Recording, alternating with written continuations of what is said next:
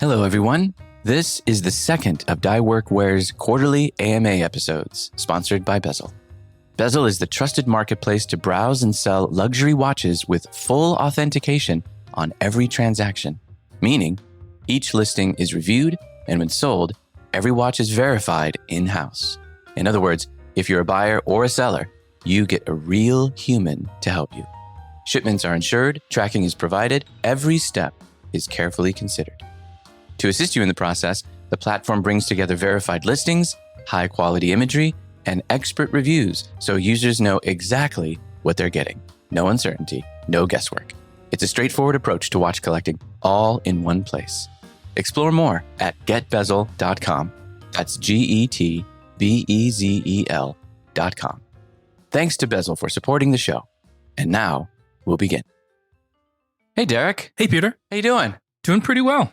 Today, we have an AMA with a lot of interesting questions. We do. We posed this to our Slack community for Plamo subscribers. And so if you're interested in asking a question for a future AMA, you can subscribe to Plamo and then get into the Slack channel. And every 3 months, we'll be doing these AMAs. This is the second. We got a bunch of really great questions. Let's start with the first one, which is about the one overcoat or one watch you would get. A listener writes, I read this article about having one overcoat, and I was wondering if you had any thoughts about this idea, the one overcoat or the one watch you would get if you could only have one. Here's the sad, condemning fact that I have over 10 overcoats, probably close to 20, if you include Shirley. Sure. So I will tell you, it was very easy for me, of the dozen or so overcoats that I have, to choose the one that I would always wear. And it's the one that is relatively boring, super versatile, but also very interesting. And I'm afraid it's going to be the same answer that I'm going to give. So what are you going to say? Okay. So it's the Eidos coat. It's called the Carlo coat. That was the coat that he gave. This is, when I say he, I mean Antonio Ciongoli, who used to be the creative director for Eidos and now has his own brand, 18 East. He's a wonderful guy, super creative. I used to work with Ralph Lauren before and many others. And he made this coat, which is a riff of the bridge coat. The bridge coat was based off of the military coat in the UK, if I'm not mistaken. And there are many beautiful bridge coats, but it can almost be too formal. Being that it derived from the military, it has very strong shoulders, and it's a double-breasted coat with a half belt in the back. The Carlo coat is a riff on that because it does have set-in shoulders, relatively strong shoulders, but it's made in Italy, so it's soft. It doesn't have a lot of padding. So it's slightly extended. It has a beautiful Ulster collar, which is not too high. It can be worn popped up or laid down. It has 0 buttons, but a belt that wraps around. So you can wear it with a suit, and because it's navy, it looks perfectly fine and indistinguishable from any other overcoat, such as a bridge coat, which you can easily wear with a suit, but nothing else. But because it is textured, it has almost a boucle texture to it. It can be worn casually, also because it has a belt as opposed to buttons. It has almost no canvassing on the inside. It has a very, very light Neapolitan canvassing on the inside and only in the chest. So it's very soft. It's very fluid. It doesn't have the structure that a bridge coat has. And so because of that, you can wear it with jeans. You can wear it with a worsted suit. You can wear it with cream jeans and Chuck Taylors. I mean, it's just a super versatile coat. So if I could choose the one coat, it would be that one. That's a tough one because that is no longer being made, right? It's no longer being made, so you can't buy it. But you do see them from time to time on eBay. Navy is the best. Yeah. He did make one in gray, but I am mostly against gray overcoats. Really? Unless they're in herringbone. Okay. Or Donegal, or some kind of very textured fabric, or a Prince of Wales, a bold pattern. Sure. But if it's just a gray flannel, which is what the gray version of the Carlo coat is, it's super boring, and you almost get vibes from the Russian Revolution. Does it have buttons, or is it just a total wrap coat? Total wrap coat. Okay. Many people will feel that that's kind of robe coat. So I would say yes, but there's just enough structure in it that would distinguish it from being a robe coat. Also, a lot of robe coats have shawl collars. Yeah. This one having an Ulster collar. When it's worn open, you would never know that it's a belted coat unless you belt it. Have you seen Lemaire's wrap coat? I have. It's nice. It's not the same design, but it feels like it has a similar vibe. It does. It also has a collar. Yeah. It doesn't have a shawl collar. It has more of a typical trench coat collar. Yeah. Which I think is more versatile. Yeah. It's basically something loose but soft. Yeah. Has a little bit more structure, so that's like it has kind of architectural lines, set and sleeve. Yes, exactly. Yeah. What about you? I'm curious. I thought you were going to go with a much more boring answer, which is my answer, which is a raglan sleeve balmacon. I knew you were going to say that. I mean, to me, that's just such the obvious choice. It is. But it looks very out of place with a worsted suit. Yeah, yeah. Unless it's a navy balmacon. The one thing that I don't like about balmacons is, so as people know, a set in sleeve is basically a jacket with sleeves that are set in like you'd see on like a suit jacket, like a suit jacket or like a dress shirt or something. It's just, there's a distinctive line. Yeah. Whereas a raglan sleeve has a horizontal line going from your neck point to the armpit. And supposedly a raglan sleeve was invented so that it would be a little bit more water resistant, so that water wouldn't collect at the vertical seam and seep through. Oh, is that so? But the other thing that it does is that it gives you a much more casual rounded shoulder line. Yeah. Usually the sleeves are larger. Usually roomier. The sleeves are larger. The one thing that I don't like about it is sometimes you want that kind of architectural, straight, strong shoulder look. Yeah. And that balmacon can look kind of lumpy. It can look sloppy, but in a charming way. Yeah. And that's why I almost chose it. But because of the raglan sleeve and because it's usually in gray, because a navy balmacon is just, let's be honest, kind of sad. It's neither fish nor fowl. Yeah. Unless it's in a bold pattern. Yeah. Like a big Prince of Wales or a big check. But you never see them because traditionally they were worn in the countryside. So you have more country colors, grays, browns, fawns, greens, and they look great. Yeah. So I if I had to choose one, I mean, there are so many good options out there. Captain Sunshine's traveler coat, which we mention all the time. Oh, yeah. They also do something called an umbrella coat, which is even more exaggerated, A-line, fuller silhouette. Cordings does a really nice balmacon. Who else? I recently got one from Sartoria June that I really like. That's also a raglan sleeve. Oh, that looks really good on you. Yeah, that one I really like. Still very roomy. I think that's the only thing that I care about for a balmacon. To me, it has to be very, very roomy, which also means that if you're shopping secondhand, it's relatively easier to get that online through eBay because it's supposed to fit big. Yeah. So I was going to say balmacon, but if that was too boring, then I would go with a polo coat. Although I don't think that the polo coat is as versatile as a balmacon. No. As much as I love the polo coat, it isn't as versatile. It just has a special place in my heart because I just think it just has such a great history in American tailoring. I almost chose the polo coat, but then I had to be honest with myself and I would not wear it as much as the navy coat. What would you do? What would you do if you could only own one watch? Ooh. So if I had to wear just one watch, it would be the first nice watch that I bought for myself, and that would be the Rolex Explorer. It has a black dial. It's stainless steel. And even though it's not obviously the best choice to wear with a suit because it's stainless steel, but because of the black dial and because of the relatively small size, I believe it's 36, it's not as ostentatious, and it only tells the time. There's no date. There's no complications other than the hour and the minute and sweeping seconds. So if I had to choose one, it would be that one. Also because it's the watch that has nostalgia for me, because it was the one that everyone has their Rolex story, especially when they're talking to an authorized dealer, of them denying you or just saying, we'll put you on the list whenever one becomes available. But I do have a story with that. And when I went in there, the guy told me the same thing. I'll put you on the list. And then he says, however, I do have to say, nice jeans. And so we started talking about jeans, nothing at all about watches. Found out that he is a huge denim head. And we talked for about another half hour, and then I left. He called me a half hour later and says, actually, I do have an Explorer for you.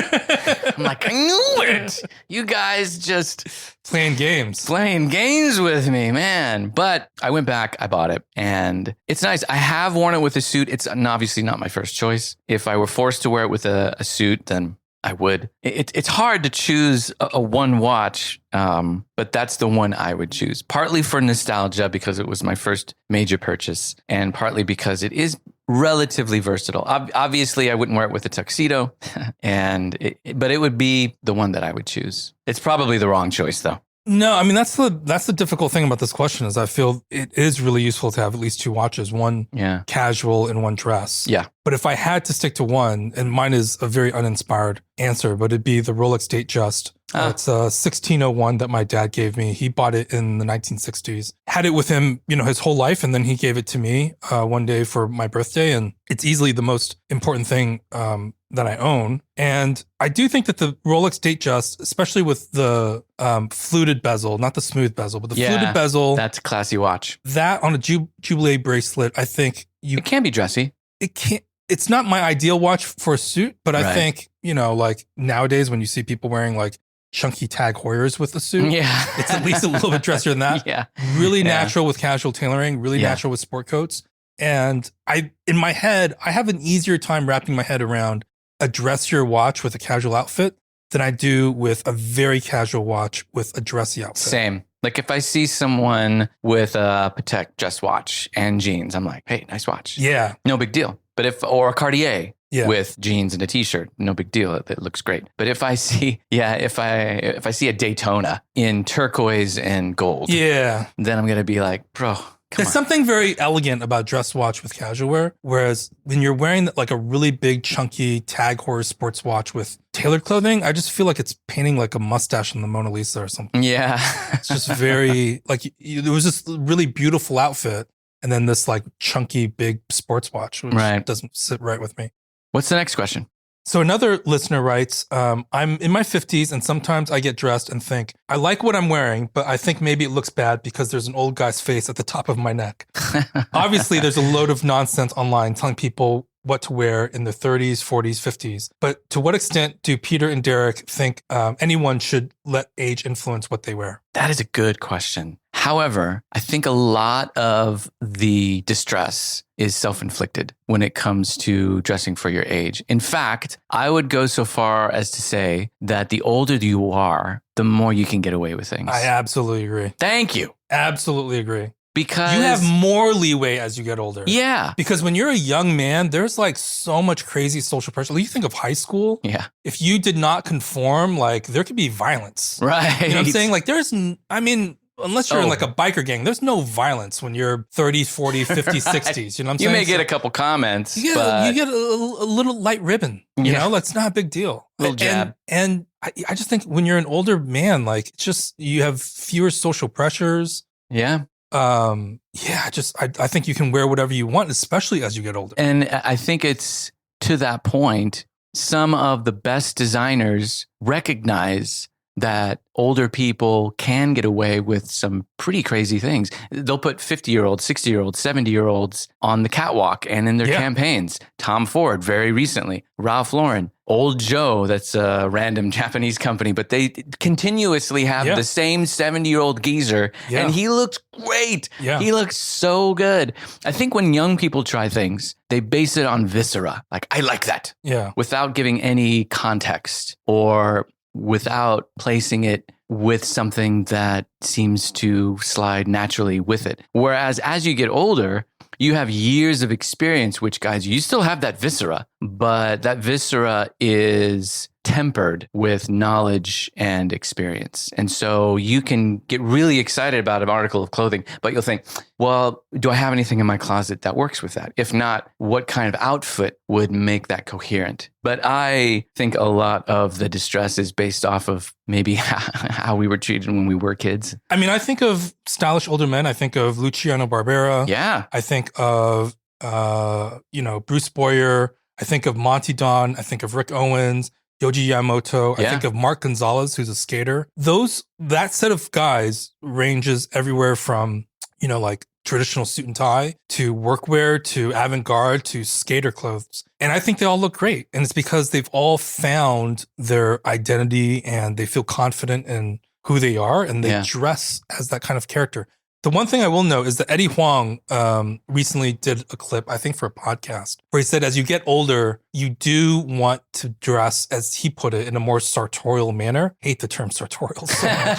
It's so corny to me. But I'm not saying Eddie Huang is corny for saying it. It's just like in the world of menswear, that word is like really corny to me. But anyway, it's up there with sprezzatura. Yeah, but I understood what he was saying. And his co-host was saying, yeah, he said, throughout, I think this guy must have been in his 30s. He said, in my teens, 20s, and 30s, I was doing all of this hypebeast stuff. And recently I looked at myself in the mirror and I felt that I looked stupid.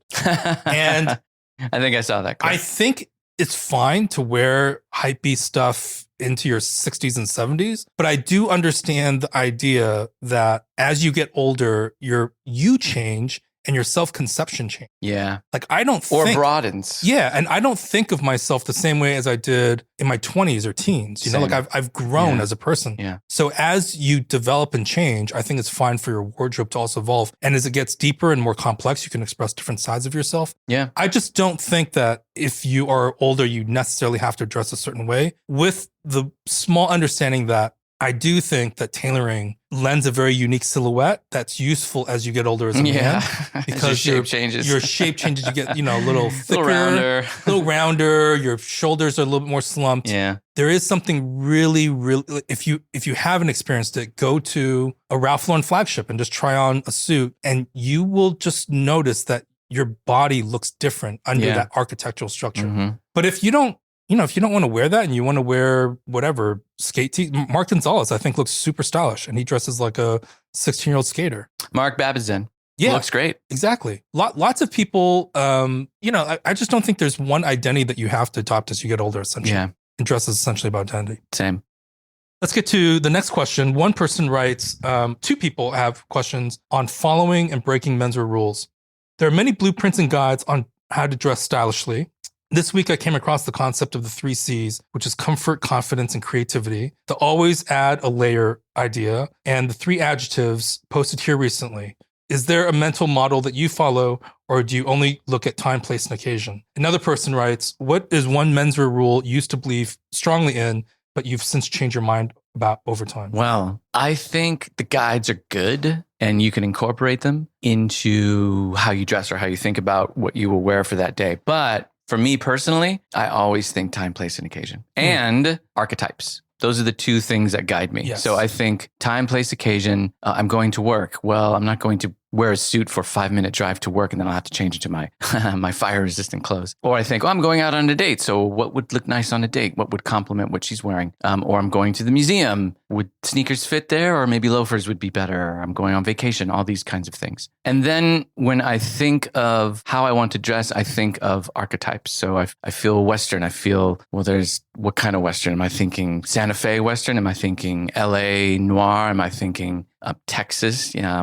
Sometimes I feel like I'm going to go on a hike. So am I going to dress like a Japanese hiker? Or am I going to dress like a New England guy going duck hunting? Sure. So all of these archetypes, from spending way too many years of my life online and looking at these magazines and online articles, archetypes will base how I dress. I completely agree. I think of time, place, and occasion. When I think of that term, I think of society imposing those ideas onto the individual. So in my head, I think of mood, activity, and weather. Nice. So I think of, how do I want to feel that day? Do I want to feel armored? Do I want to feel cozy?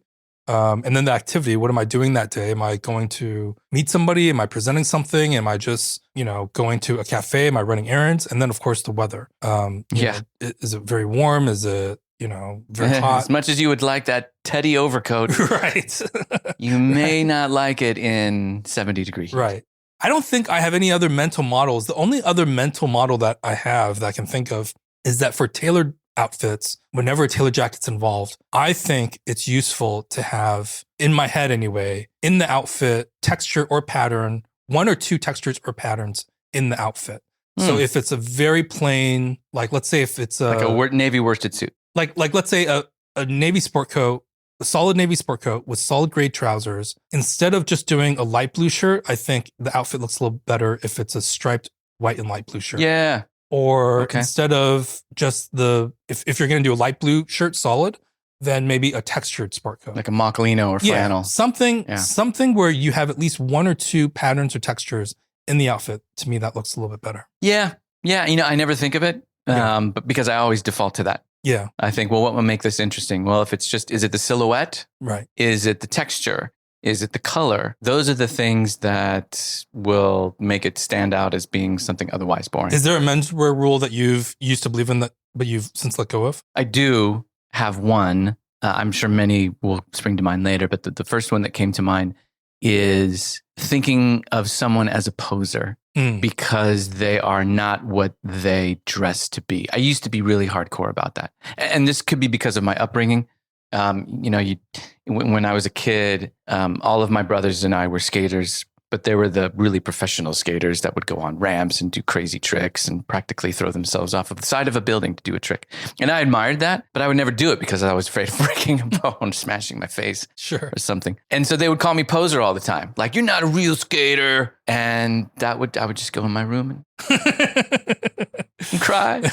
But that kind of thinking has stayed with me up until my mid-20s, almost 30s. Yeah. So that when the whole workwear trend started to creep in the early 2000s, I would say, and especially the mid 2000s and 2010s, then at that time I was getting into construction work. And I would see all these guys in jeans and flannel shirts and boots without so much as a stain on it. And I'm like, guys, what are you doing? It's okay if you dress according to your work in front of a computer. But I have since dismissed that because I think part of the fun of dressing is reflecting who you want to be perceived as or how you feel. Sure. I feel like when I put this on, it reminds me of my dad. Yeah. Or it reminds me of the rugged guys that came out in the West back 100 years ago or whatever. So I think that's part of the fun of dressing, and I wouldn't want to take that away from anyone. Yeah, and I think part of forming the authentic character is also exploring all these different identities and letting someone on that path, you know. Yeah.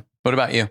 The one that came to mind is that I did used to believe that there was no place for a black suit. And I think when you just get into menswear, that's the first refrain that's like you the hear. First thing that you hear. You look like a waiter. You look like a waiter. You look like a funeral director. There's no place for a black suit. Yeah. This is the thing, is that I think there are so many menswear rules that are useful when you're starting out because you know nothing and you want simple rules that you can attach onto and then guide your decision making. But over time, I think you find that there's actually a lot of interesting edge cases. And it is true that I think if you are buying your first suit and you're going to use it for weddings and, you know, like office and funerals and whatnot, I do think that it is funeral, of course, a black suit looks great. But if you're only going to have one suit, I do think it's better to go for a navy than black. Yeah. Because navy looks better under direct sunlight. It's a little bit more versatile. It's a little bit cheerier, so on and so forth. But to give an example, you know, like our friend David Lane, he has a black corduroy suit. Yeah, it looks great. I think looks great. Yeah. And that is a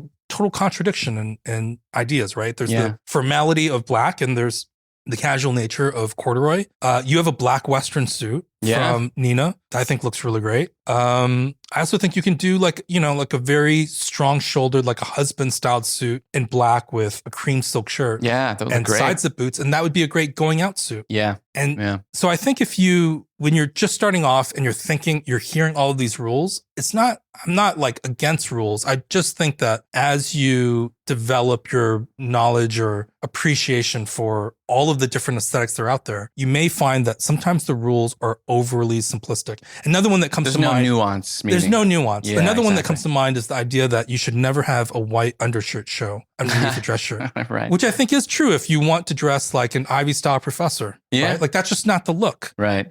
But a visible white undershirt to me looks great under a Western shirt, flannel shirts. Yeah.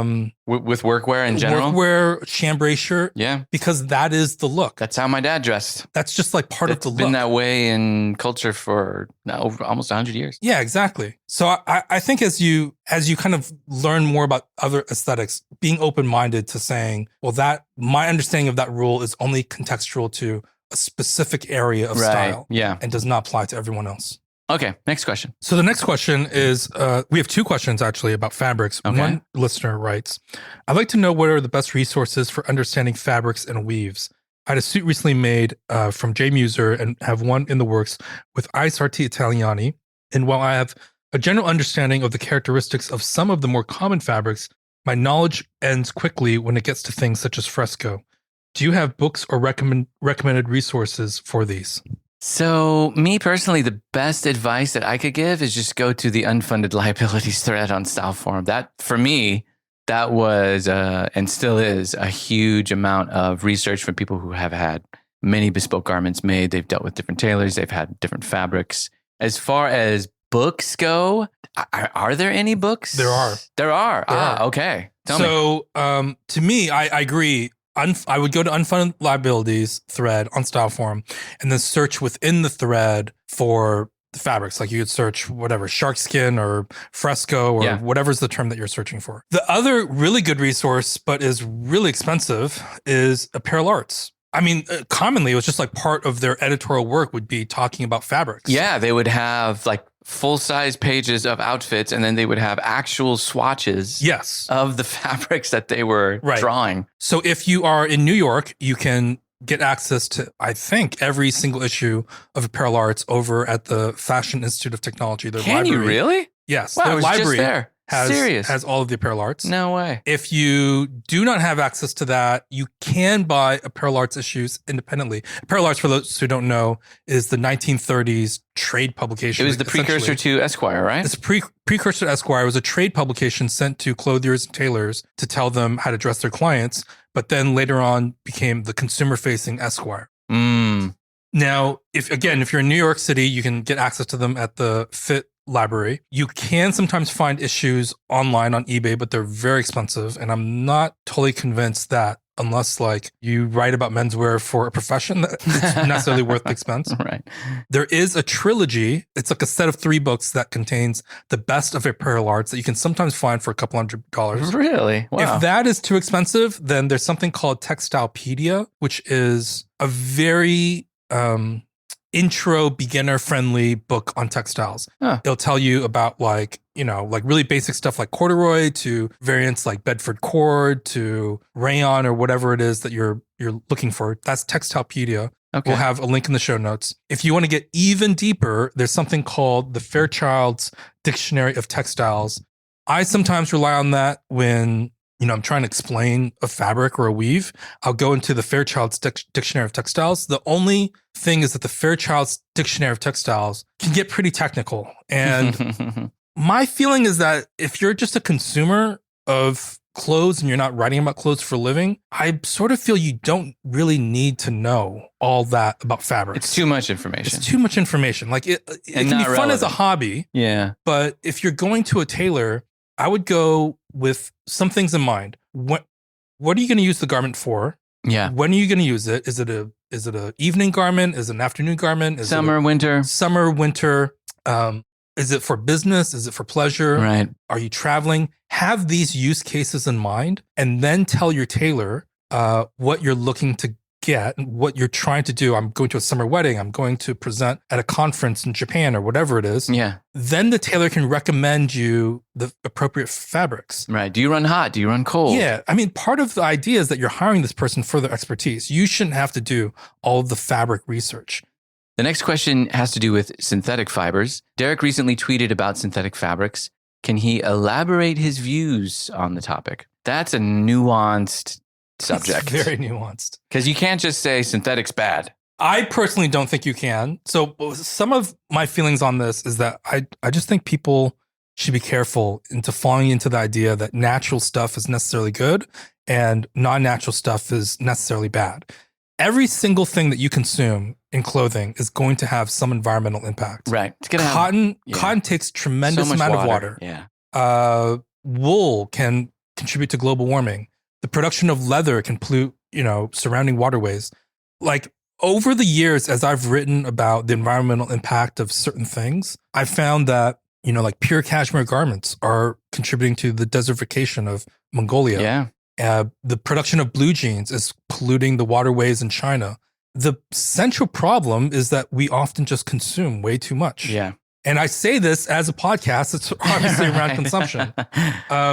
I do think that there are some important uses for synthetics, and including for classic men's clothing. So to give you an example, 60/40 mountain parkas. Oh, yeah. Made classic. from cotton nylon. Yep. Right?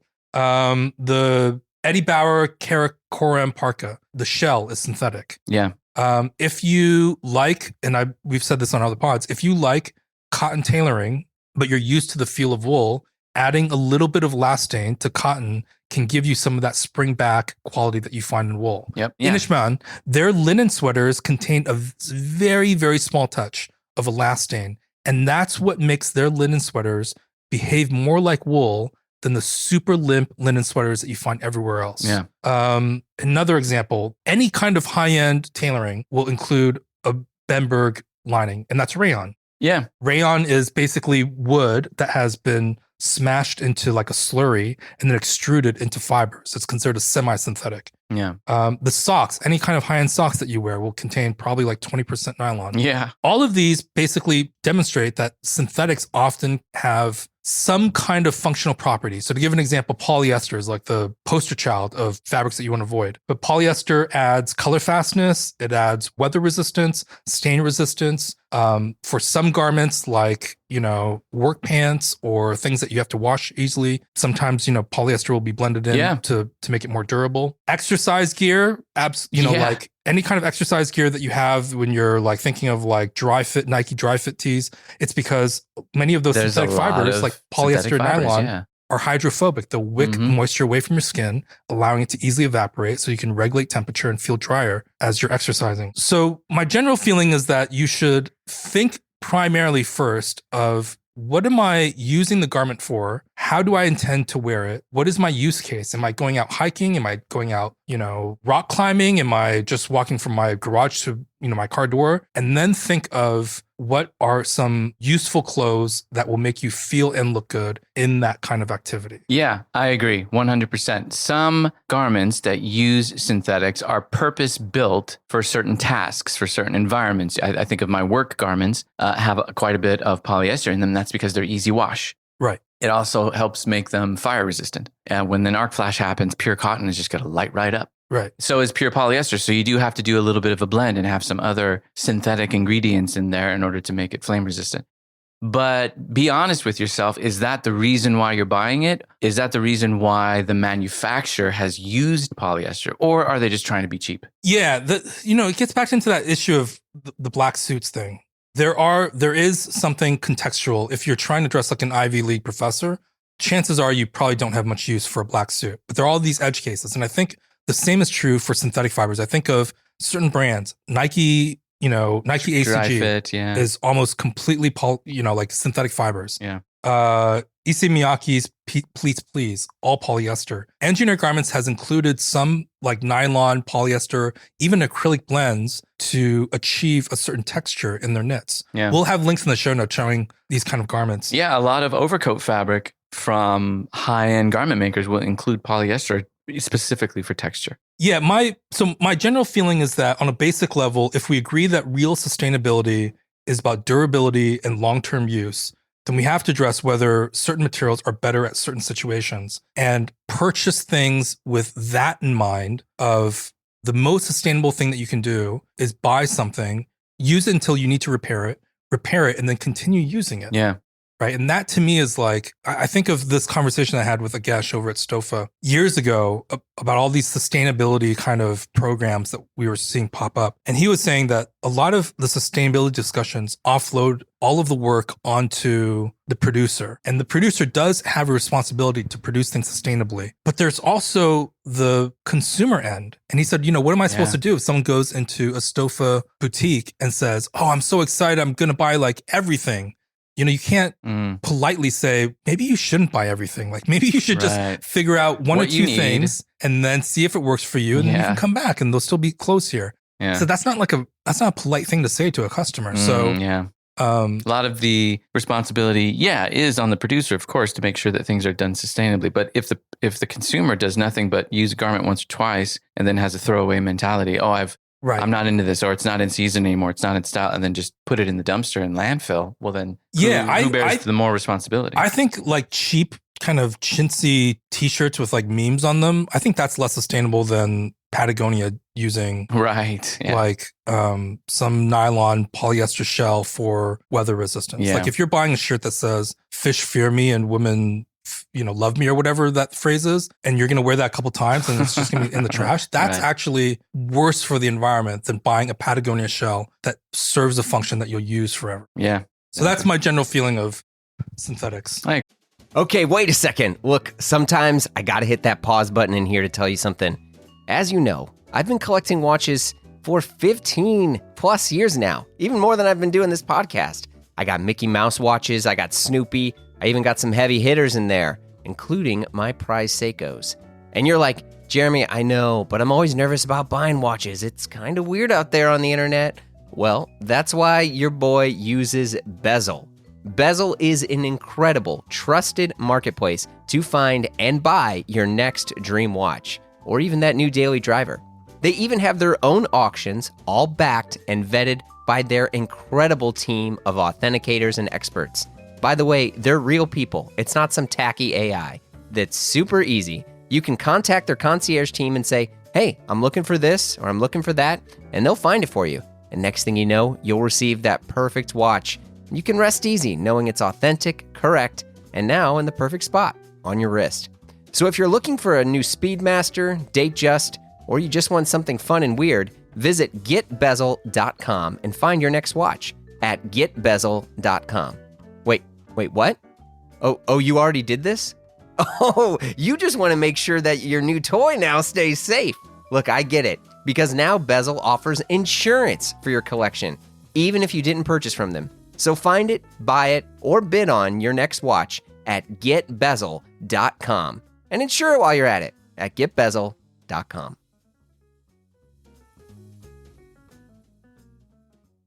The next heading is slouchy fit ideas. We have two questions for that. One is asking for untucked collared shirt slouchy fits for a fun, flirty summer. And the next one is, there are plenty of brands that do a slouchy silhouette for tailoring, and many offer MTM programs. Do any tailors have a house style that would be considered slouchy? Boy. Can you think of any tailoring houses that do slouchy tailoring? One. And that's George Wang, who has yet to release his slouchy fit. He sent that picture of his slouchy fit to you and I, his prototype, which I'm really excited about. Yeah. It has a very dropped gorge. Yeah, drop gorge, soft shoulders, extended shoulder. Yeah, longer jacket. He's been doing a slouchy kind of tailoring aesthetic for a while. He has, but this is very directional compared to his past made to measure. As far as I know, he will be offering it either later this year or next year. Besides him, I don't know anyone. I was going to say Sartoria June. They do an Armani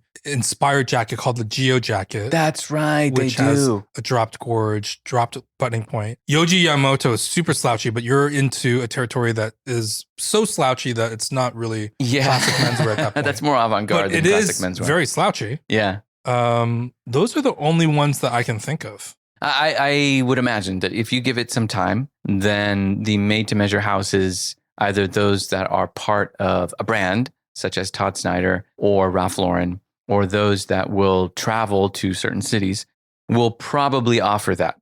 But as of yet, not too many. Yeah. Very few. What do you suggest for a slouchy collared shirt idea for a fun, flirty summer? I would look at Double RL, Ralph Lauren, Todd Snyder, Scott Fraser Simpson. Yeah. And some of those similar brands that make a 50s or 60s style open collared shirt, some of them with interesting patterns or interesting weaves, or like the one I'm wearing is from Todd Snyder last year. It's an embroidered overshirt, basically, that you can wear either with a tank top or by itself. And I would size up. Yeah. Because currently the sizing is still pretty alpha and true to size. There aren't too many that do a true slouchy fit quite yet. The other one that comes to mind is Post Romantic. They do made to measure shirts. That's right. But the guy that runs it is very open-minded. And like if you explain that you want to slouch your shirt, he'll understand what you're saying. He made one for you, yeah? Yeah. And how did it turn out? It turned out great. Nice. I think they offer really good value. It's a made to measure shirt. I think the prices are like 100 to 150. Which is amazing. Depending on the fabric. And he's got a bunch of styles on his site that I think could work with a pair of drawstring, like DeBone Factor pants and a pair of like August Special loafers. Yeah. You just, show him some shirt styles that you like and he can probably recreate it for you. Nice. The next heading is expanding beyond the basics. The question for that is, you have talked about the essentials to building your wardrobe when trying to expand afterwards. Where should one start? For example, accessories, patterns. What do you recommend for that? I think of these things as different for tailoring and then for casual wear. For tailoring, I strongly feel that you could use the same, I don't recommend it, but I do feel that you could use the same fabric, like a mock lino fabric, and give it to 3 different tailors and wind up with 3 completely different garments. But it's still a sport coat. It's still a sport coat. Okay. So I would say if you're interested in tailoring, I would explore different silhouettes as you are building your wardrobe. Don't get stuck into just one silhouette. And then I would also expand into, like fun suits, for example. Okay. I think I do think you need one, like navy or gray suit for serious occasions, a couple of sport coats, but then get like one genuinely fun suit that you'd love to wear to dinner or to casual events. You just got this one, right? This one, which is in a Harrison's 14, 15 ounce flannel. Yeah. And it has patch hip pockets. Yeah. That's daring. It's inspired by Yukio Akamin's brown Glen plaid suit, brown Glen plaid flannel. And so I think if you find fabrics like that, if you find fabrics that excite you, that can be a way to kind of explore your taste.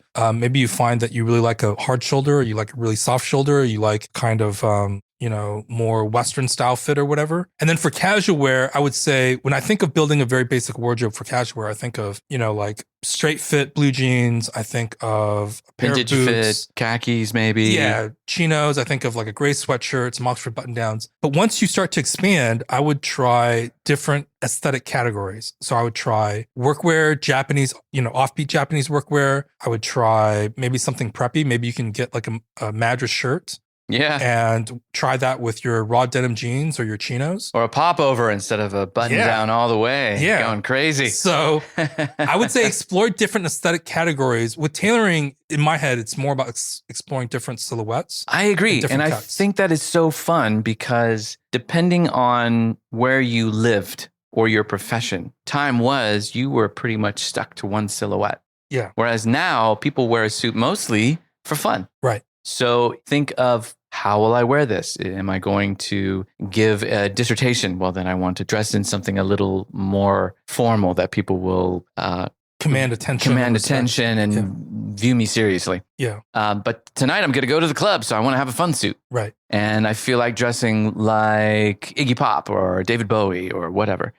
That's a totally different silhouette. Maybe that's where the black suit with a strong shoulder and crazy lapels comes in, like my Western suit.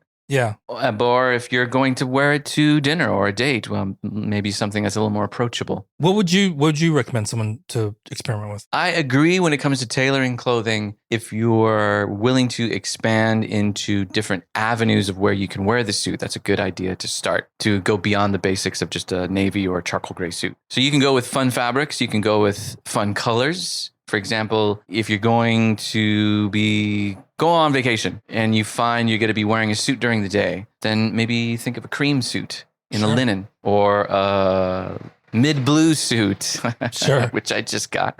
We'll talk more about that another time. Now, if you're thinking of something casual, then I would start to accessorize with maybe patterns. So there's different levels, I think. Accessories are the first place I would accessorize with, especially when it comes to casual clothing. Formal clothing as well. But because accessories are small, they make a very subtle impact. So maybe a watch or maybe a fun pocket square. I would strongly recommend against fun socks, though. But think of accessories as the first place to start. Then I would move on to patterns. That has increased impact. So if you bought a blue and a white dress shirt, maybe experiment with a striped Oxford cloth button down, a Bengal stripe. Getting wild. I know. Well, it goes crazier. After that, you can go for Madras underneath your cream linen suit. And that would definitely have more of an impact. Do you think there's a place for pattern trousers? I do. But rarely, I would say. I have worn Glen plaid trousers with a navy jacket, and it looks fine. What type of fabric? Flannel for the Glen plaid trousers. Okay. Gray? And a Donegal, gray. Okay. Yeah, gray Glen plaid flannel trousers and a Donegal navy sport coat with a Oxford cloth button down and a solid navy tie. Not too crazy. Not too crazy. Not too crazy. No. Pattern pants I find are pretty hard to wear. If I would say, you also need a certain kind of personality. It helps to be like an outgoing. It does. It helps to be, and it helps to if you have that devil may care attitude. Yeah. And obviously, if you're going to a formal event, I would strongly advise against it. But if you're just going out for a day on town and you have some chalk stripe pants and loafers and a black shirt and a black double-breasted coat, I think Aaron Levine wore an outfit like that. Yeah. And it looked great. Yeah. It looks great. So it depends on, again, time, place, occasion, where you're going to wear it, how you're going to wear it, what's the environment in which you wear it. What are some accessories you would start with for if you were recommending someone? I would start with maybe a bracelet. Daring. But it's so, no one sees it. No one's going to see this. Like right now, I'm wearing a bracelet that's maybe 2 millimeters. Sure. And it's so small, it would go unnoticed. Yeah. Maybe wear that on the wrist that you don't wear a watch. Sure. Buy another watch. That's another small accessory. Sure. Another small accessory would be, instead of just a white pocket square, find something in a pattern. Yeah. Maybe something. These are all very conservative. Well, this is how you start from going beyond the basics. Now you can go, like I said, with patterns. The third way to go beyond the basics is color, because that has the most impact. Yeah. Now, I'm not saying go out and get a purple suit, but if you already have 16 other color suits. So what would you recommend?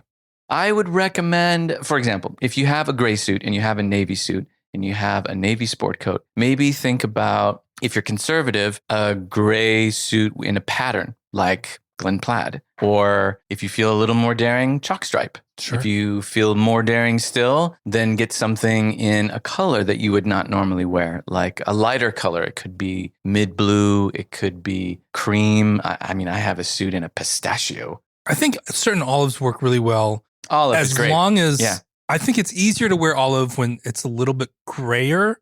Yes.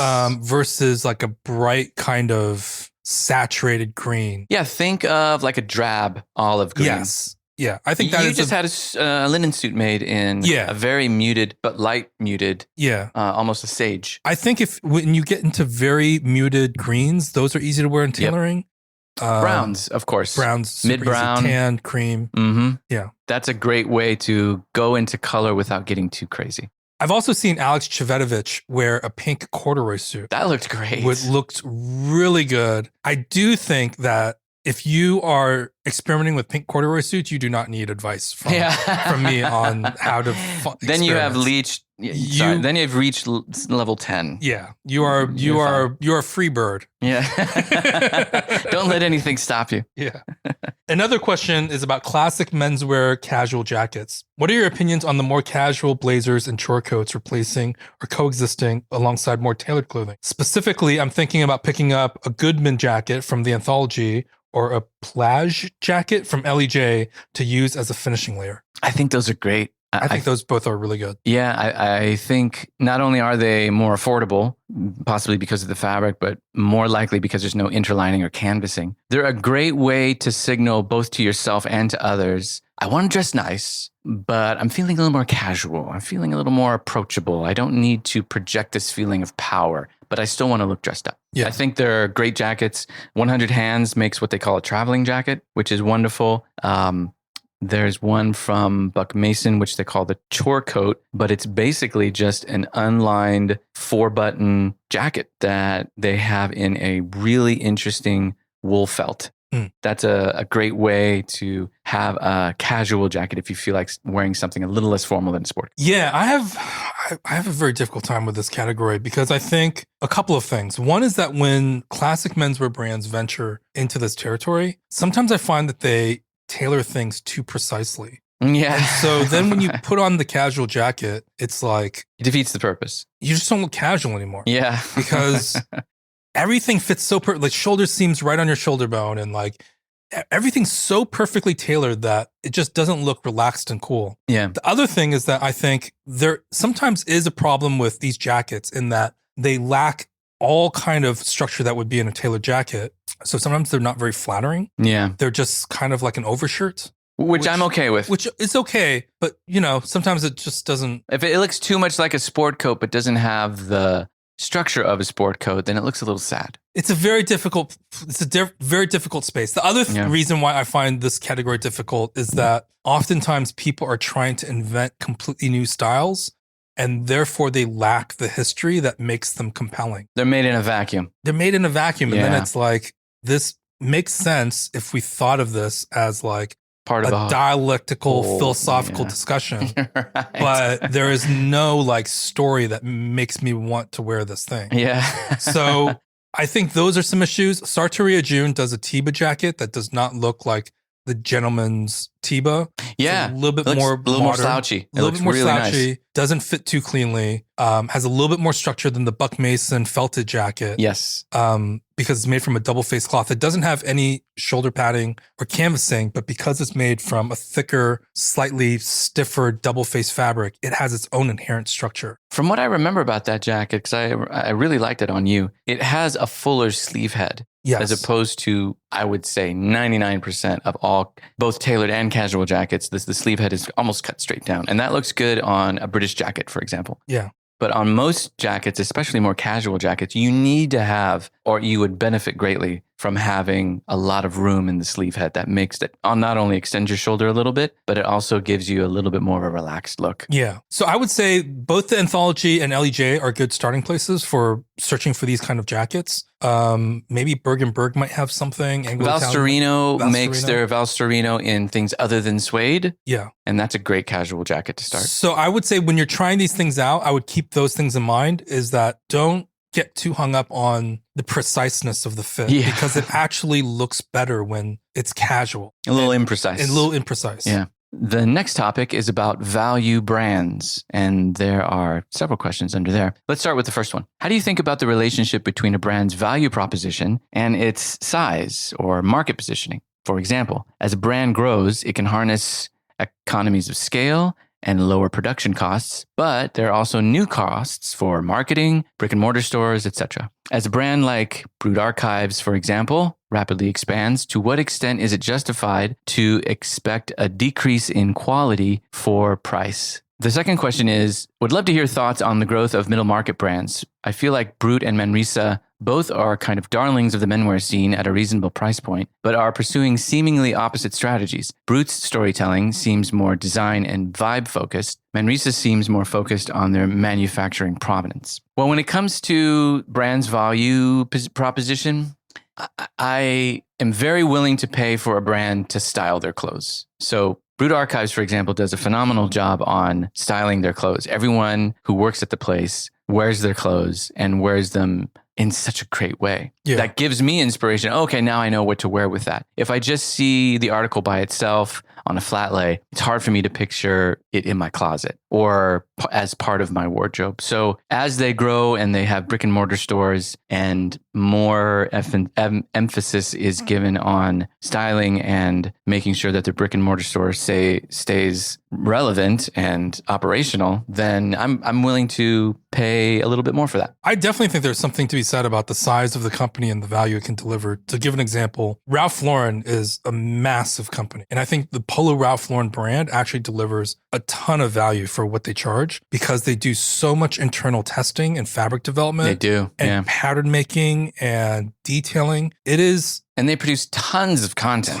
Tons of content, tons of clothes. That size of an operation, when you are Ralph Lauren with their archive and their expertise and their relationships, is much easier to pull off than if you're a small brand with limited resources, especially if it's run by someone who has no real technical ability. Right. That person does not know how to draft patterns. That person does not know how to cut and sew. Person doesn't know anything about fabrics. So that person is often just like contacting a factory and saying, yeah, what do you recommend? What's your stock item? And then send me some swatches. And then, I'll get like 15 of those and 10 of these. And sometimes that can be fine, but sometimes the garment just doesn't have the detailing and the pattern work that you see in higher end brand. I do think there is something about once the brand expands too far, you then start to dilute. So to give examples, in my opinion, Brooks Brothers was at its best when it had a small number of stores, 7 to 8 stores. And as it expanded into dozens and then eventually hundreds of stores, you have to sell a ton of clothes to support. You have stores in all of these remote parts of the US, well, how are they going to pay for that real estate? They need to sell clothes. Yeah. And therefore, the clothes have to appeal to a very broad section of people. Right. And then you get this kind of like watered down aesthetic. You have cost cutting. You have all of these issues. What is the point that when something like that tips over? To me, Brut is like so far away from becoming Brooks Brothers, like hundreds of stores. I can't possibly put a finger on it. I do think that some brands offer particularly good value. I think Brut offers really good value. I think Buck Mason offers really good value. Taylor Stitch, Wallace and Barnes, Boise, from Scotland. The sweater company. Spear McKay, I think, offers tremendous value. Yeah. Especially if you like that classic tailored aesthetic or the things surrounding it. Casa Atlantic for sure. Meerman, TLB, Mallorca. I mean, these are brands that we mention all the time. Those are really small niche companies that I think offer quality products. They don't have the size of Ralph Lauren, but they also don't have like the real estate space that forces them to water down the product. Yeah, I think it's such a distant. I think it's such a slight chance of these middle market brands such as Brut Archives. I can't imagine them getting ever as big as Brooks Brothers, although I wish them the greatest success in the world. But I just don't see them expanding to that extent. They'll never be no offense to the people running it. You'll never be. Yeah. You'll never have, like, Brooks Brothers has 250 stores. You're not going to have 250 Brut Archive stores of people buying jackets that are modeled after a 1950s fishing jacket, a stinky fishing jacket. I love Brut Archives. That's the stuff that I want to buy, but it is like a niche market, Yeah. And I like the fact that they devote so much time, not just to the design, the production, the fact that a lot of their stuff anyway is made in Paris. Yeah. And they love the clothes. You can tell that they love the clothes because they wear them. This is the team that's designing them is also the team that's wearing them and styling them in a way that appeals to me. And I'm willing to pay for that. Yeah. To some degree, I sort of feel that you just develop an emotional antenna for the clothes that you love. And sometimes you got to like detach from the calculation of like, how much quality am I getting per dollar? Right. Because like if the garment makes you really happy and you love it, gets back into that earlier discussion of sustainable shopping. To me, that's like a more important kind of measure of like, I really love wearing this garment. It really suits my personality and lifestyle, and I'm going to use it all the time. Right. That to me is like the real value, is the emotional joy you get from a garment. Yeah. It's not just the price to wear ratio. Yeah. I would say when people ask these questions, they're obviously looking for ways to get good clothes for less money. And I would say along with all of those mid-tier brands that we mentioned, which we'll have links in the show notes, I also think certain legacy brands that are massive also still provide good value. Like I think of Clark's, Timberland's, Converse, Vans, Wrangler, Lee, Carhartt. Those, I don't think of them as like mid-tier brands. They're just legacy brands that have been doing the same thing forever. Yeah. And if you like, double knee pants, then a Carhartt, a pair of Carhartt double knees will work in that aesthetic. Yeah. So we'll have links in the show notes of legacy brands that you might want to look into if you're looking for value. Nice. The next topic is about sneakers. One writer asks, I need some footwear inspiration. I've got all the usual bases covered. I just can't seem to make sneakers work for me. Sorted for Dr. Martens, good for loafers, but I want something casual and leather that will work with jeans and fatigues, and I've got wide ass feet. Any ideas welcome? I would go with the classics. I would go with the Vans. Vans also makes kind of a vintage classic, which has a little bit more padding in it. It is super comfortable and super wide. Same with Chuck Taylors. Chuck Taylors tend to run a little bit narrow as opposed to Vans. But if you get their 1970s, that has a lot more cushion to it. And then if you want to go really classic, then deck shoes. Sperry's makes deck shoes. A ton of people make deck shoes, and I'm sure they come in wide as well. And deck shoes are usually worn, or they look best, in my opinion, worn unlaced. So just get the next size up, maybe a half size up. So that's the Sperry CVO Cloud? Yeah. Okay.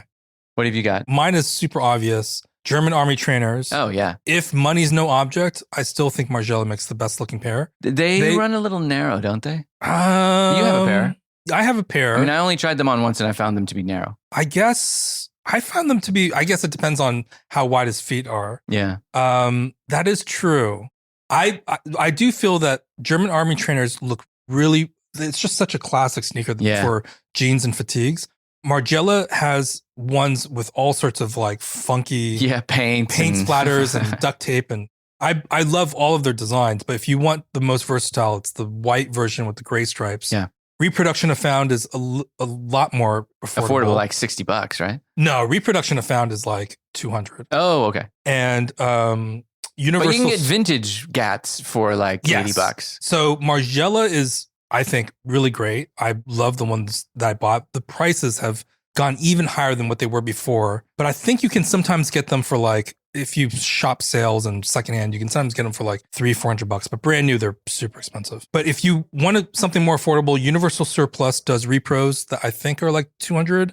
Okay. Reproduction of Found is also around $200. And then you can buy the original actual German army trainers on eBay for like $70-80. Yeah. You just have to figure out your sizing because the sizing is really wonky. Oh, is it? I agree with you that Vans, slip-ons, and Authentics, those come in wide sizes. So the problem with the German army trainers is they only come in one width, but Vans comes in wide sizes. Their LX line is made from slightly heavier, more durable materials. Yeah. Including sometimes suedes and leathers. I agree with you. Chuck Taylor 70s, another really good option.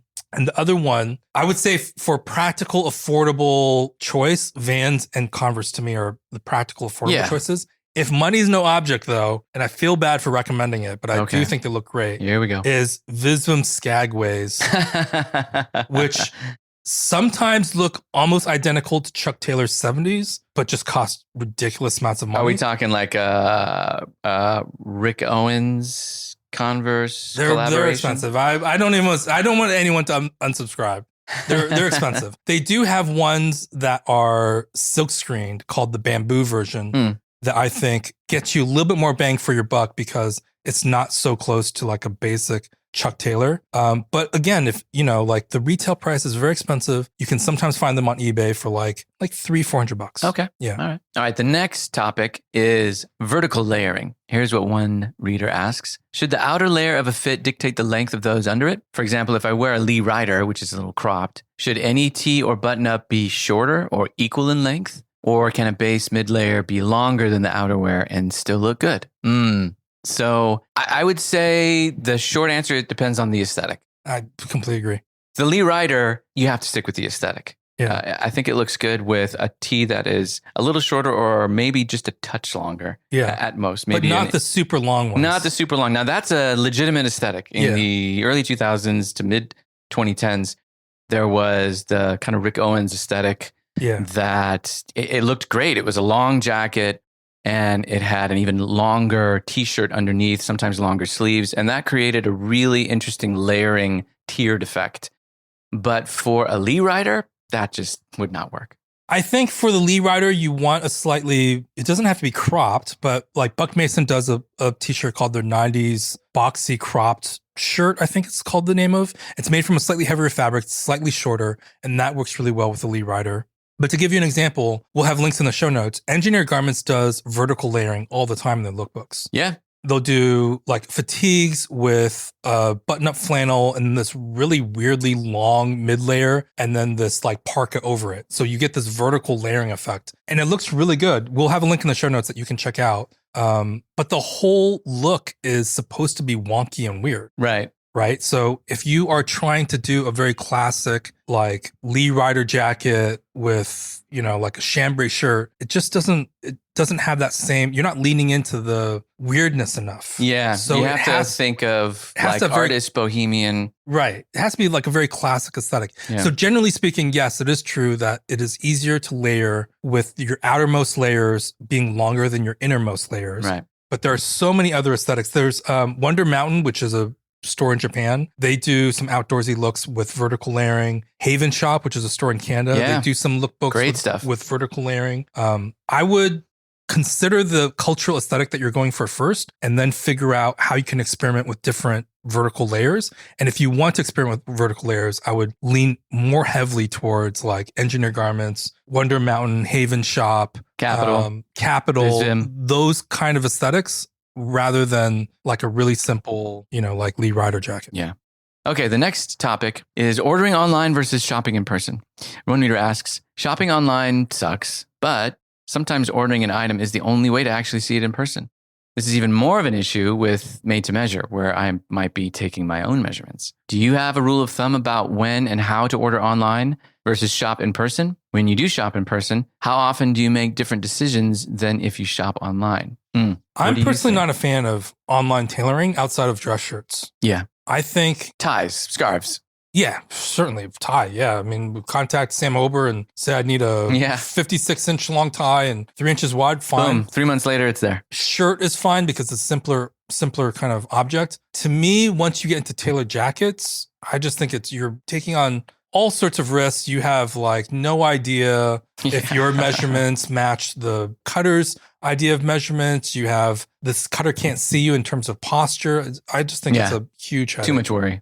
And same thing with certain casual wear pieces. Like if it's shirt, fine. But if you are asking a tailor to make like a chore coat or a bomber jacket, to me, you're just risking it. I feel a lot better with ready to wear. As far as shopping online versus in person, I do find that I shop differently in person. In person, I get to try on all sorts of things. Yeah, you get to see it on yourself as opposed to on the hanger. Exactly. You get to try things on. You get to see how the fabric feels. You get to see how it drapes. You get to see certain details that might not come across on a screen. I find myself being much more open-minded and experimental when shopping in person. Really? Because I get to try on the ridiculous pair of pants that I would have never bothered to ship to me. Have you ever done that? And you're like, these pants actually are pretty cool. Yeah. I remember when Union Made was still around in San Francisco. It was like in 2016, I bought a pair of Tomorrowland pants that were huge. And they're not something that I would have bought online to try on because I would just assume I wouldn't wear it. So I do think that shopping in person is ideal, but the reality is, especially if you don't live in a big city, and especially if you don't live in New York City, you're often limited in terms of options. Right. So if you want a really good suit, you're probably buying online. If you want to buy interesting casual wear, you're probably buying online. I do think that there is something special about shopping in person, but sometimes that's just not available. Yeah. What about you? Whenever I do, try to shop in person. So for me, when it comes to jeans and casual wear, I'll go to Self-Edge because I trust those guys. I can see everything in person. It's hard to describe the texture of jeans with a photo. Yeah. You have to see it in person. You have to feel it. They'll also have examples of some of the people there actually wearing the jeans and you can see how it ages. They have really good suggestions. You can see how it's worn with different aesthetics. So a recent example, 316 just came out with the heaviest hoodie and I had to see it in person. So I went there, checked it out. It's actually a lot. I have it here if you want to take a look at it, but it's not as heavy as it sounds. It's supposed to be way heavier than every other one. But when you wear it, it feels great. It has a nice cropped fit. So very old school sweatshirt, vintage shape, but it doesn't feel tight. It's wonderful. And if it wasn't for that store and seeing it in person, I may not have ever bought it. Yeah. So the next question is about regrettable impulse purchases. Do you both fall foul of impulse purchases that you later regret?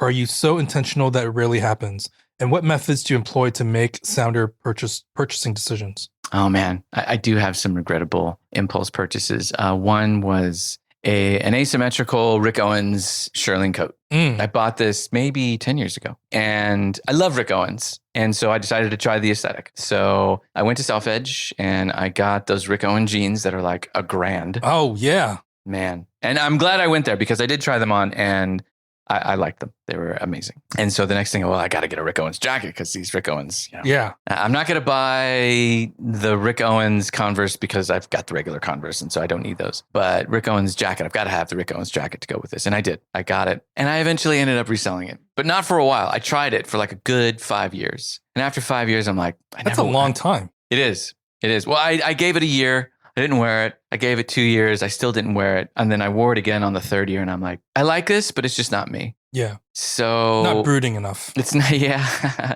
And I don't live in an apocalyptic town that's always gray and has terrible winters. If I did, then I may think twice and I would keep it. But so that's one regrettable purchase. I think it's part of just learning who you are. If you're constantly making regrettable purchases, then I would seriously reconsider your purchasing practices.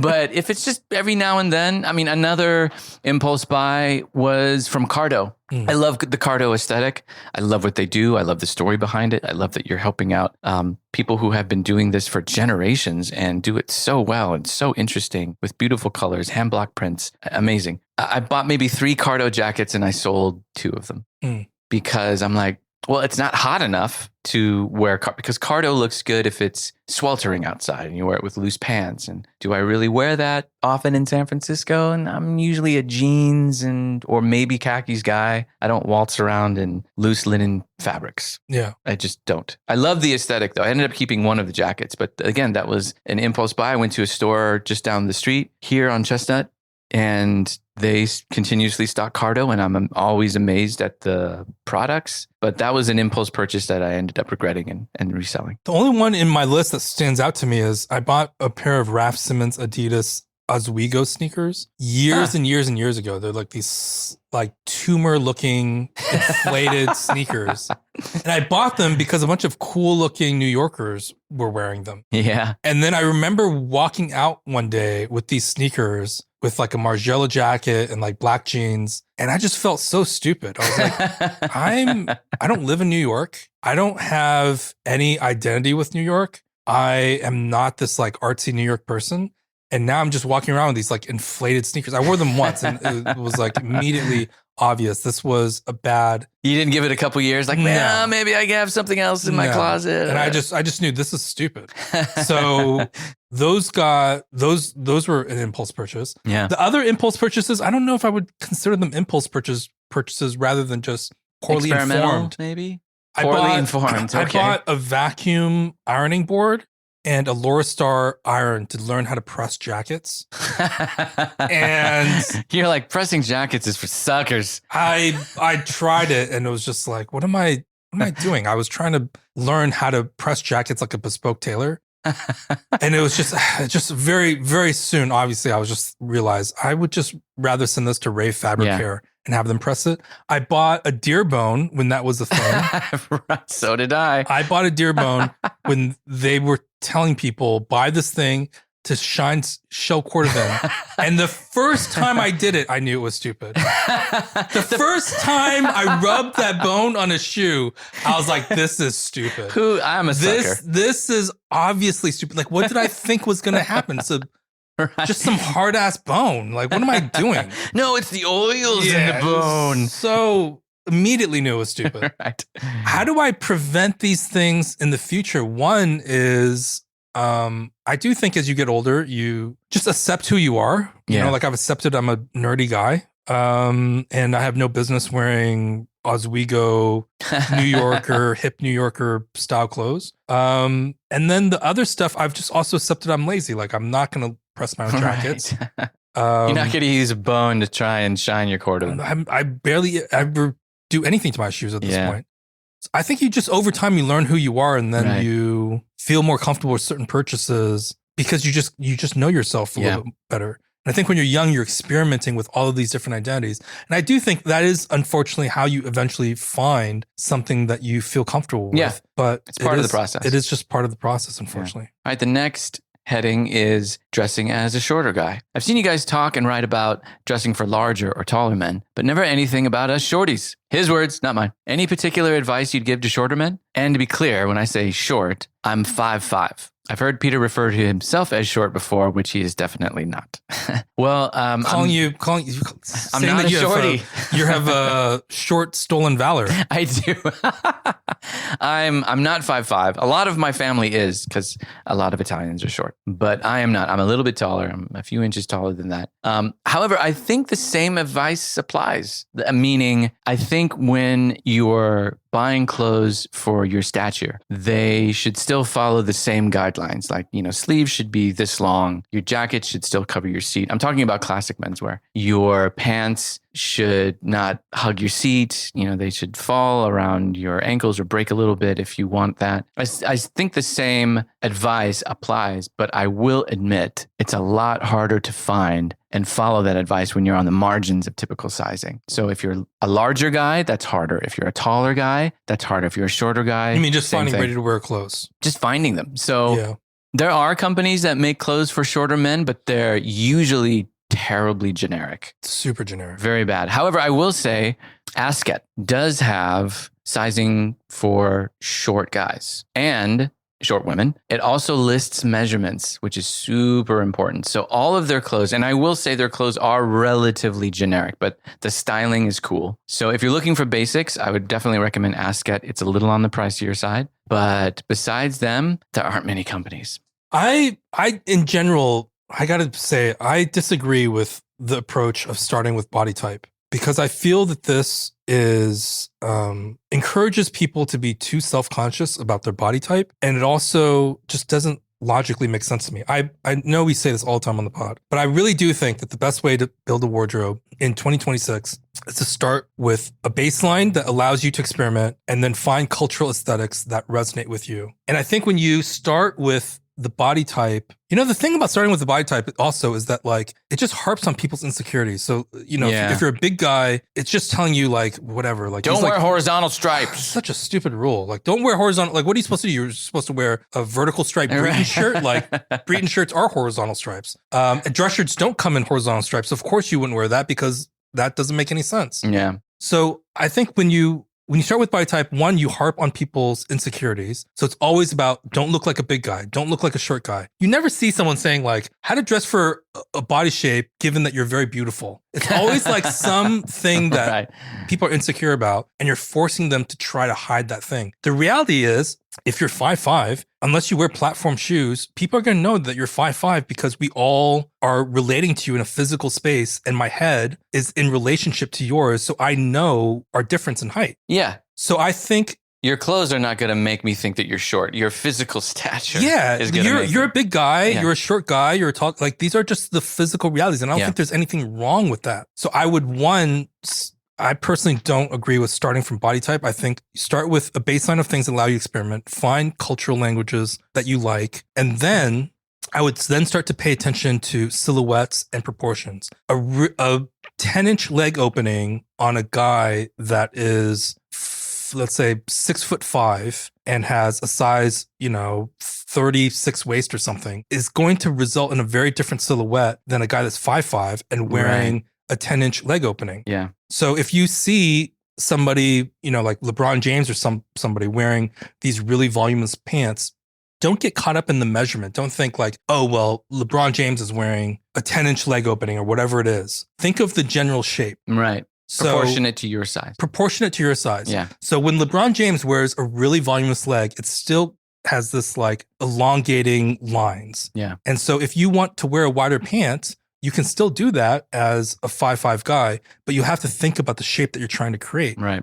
Right. Sometimes certain shapes we admire on certain body types that just don't work for us because we're not that body. Yeah. Right. Like Eddie Slimane does these like really stick thin clothes. Yeah. And if you're a heavy guy, well, guess what? You can't wear those clothes. Yeah. Like, you're admiring that person's like stick thinness. Yeah. And that's just not you. So that is just the reality. Right. But you can still wear the styles that Eddie Slimane riffs on. You can still wear double rider jackets. You can still wear jeans. You can still wear whatever, he puts on the runway. It's just that you then have to find the silhouettes that work for your body. Right. Proportionate to your size. Which is going to be contextual to the cultural aesthetic that you are going for. I can't think of any specific brands that cater towards short guys, but I do agree that oftentimes when you see brands do that kind of thing, it's like, a flat front chino. Yeah. And it's a t-shirt. The blandest of the bland. The blandest of the chino, the blandest of the button-up shirt. Right. Depending on the aesthetic you're going for, you might need a custom tailor. If you're 5'5", I would say you will be hard pressed to find classic menswear off the rack that will fit you well. But as you're looking more into casual clothes,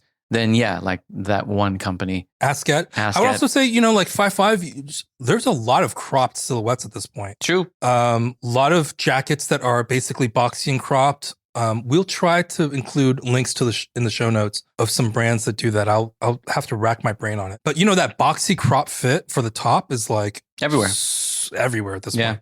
And that if you can find a jacket that either fits you, given that that shape that already exists, or modified on the margins depending on the jacket. Sometimes the tailor can change the proportions a little bit, and if it's a casual jacket, you don't get all of the canvassing and padding that comes with tailoring that limits you. Right. Okay, the next subject is favorite style photographs. I'd like to know 3 style photographs that Derek and Peter particularly appreciate. Call it 3 favorites and why.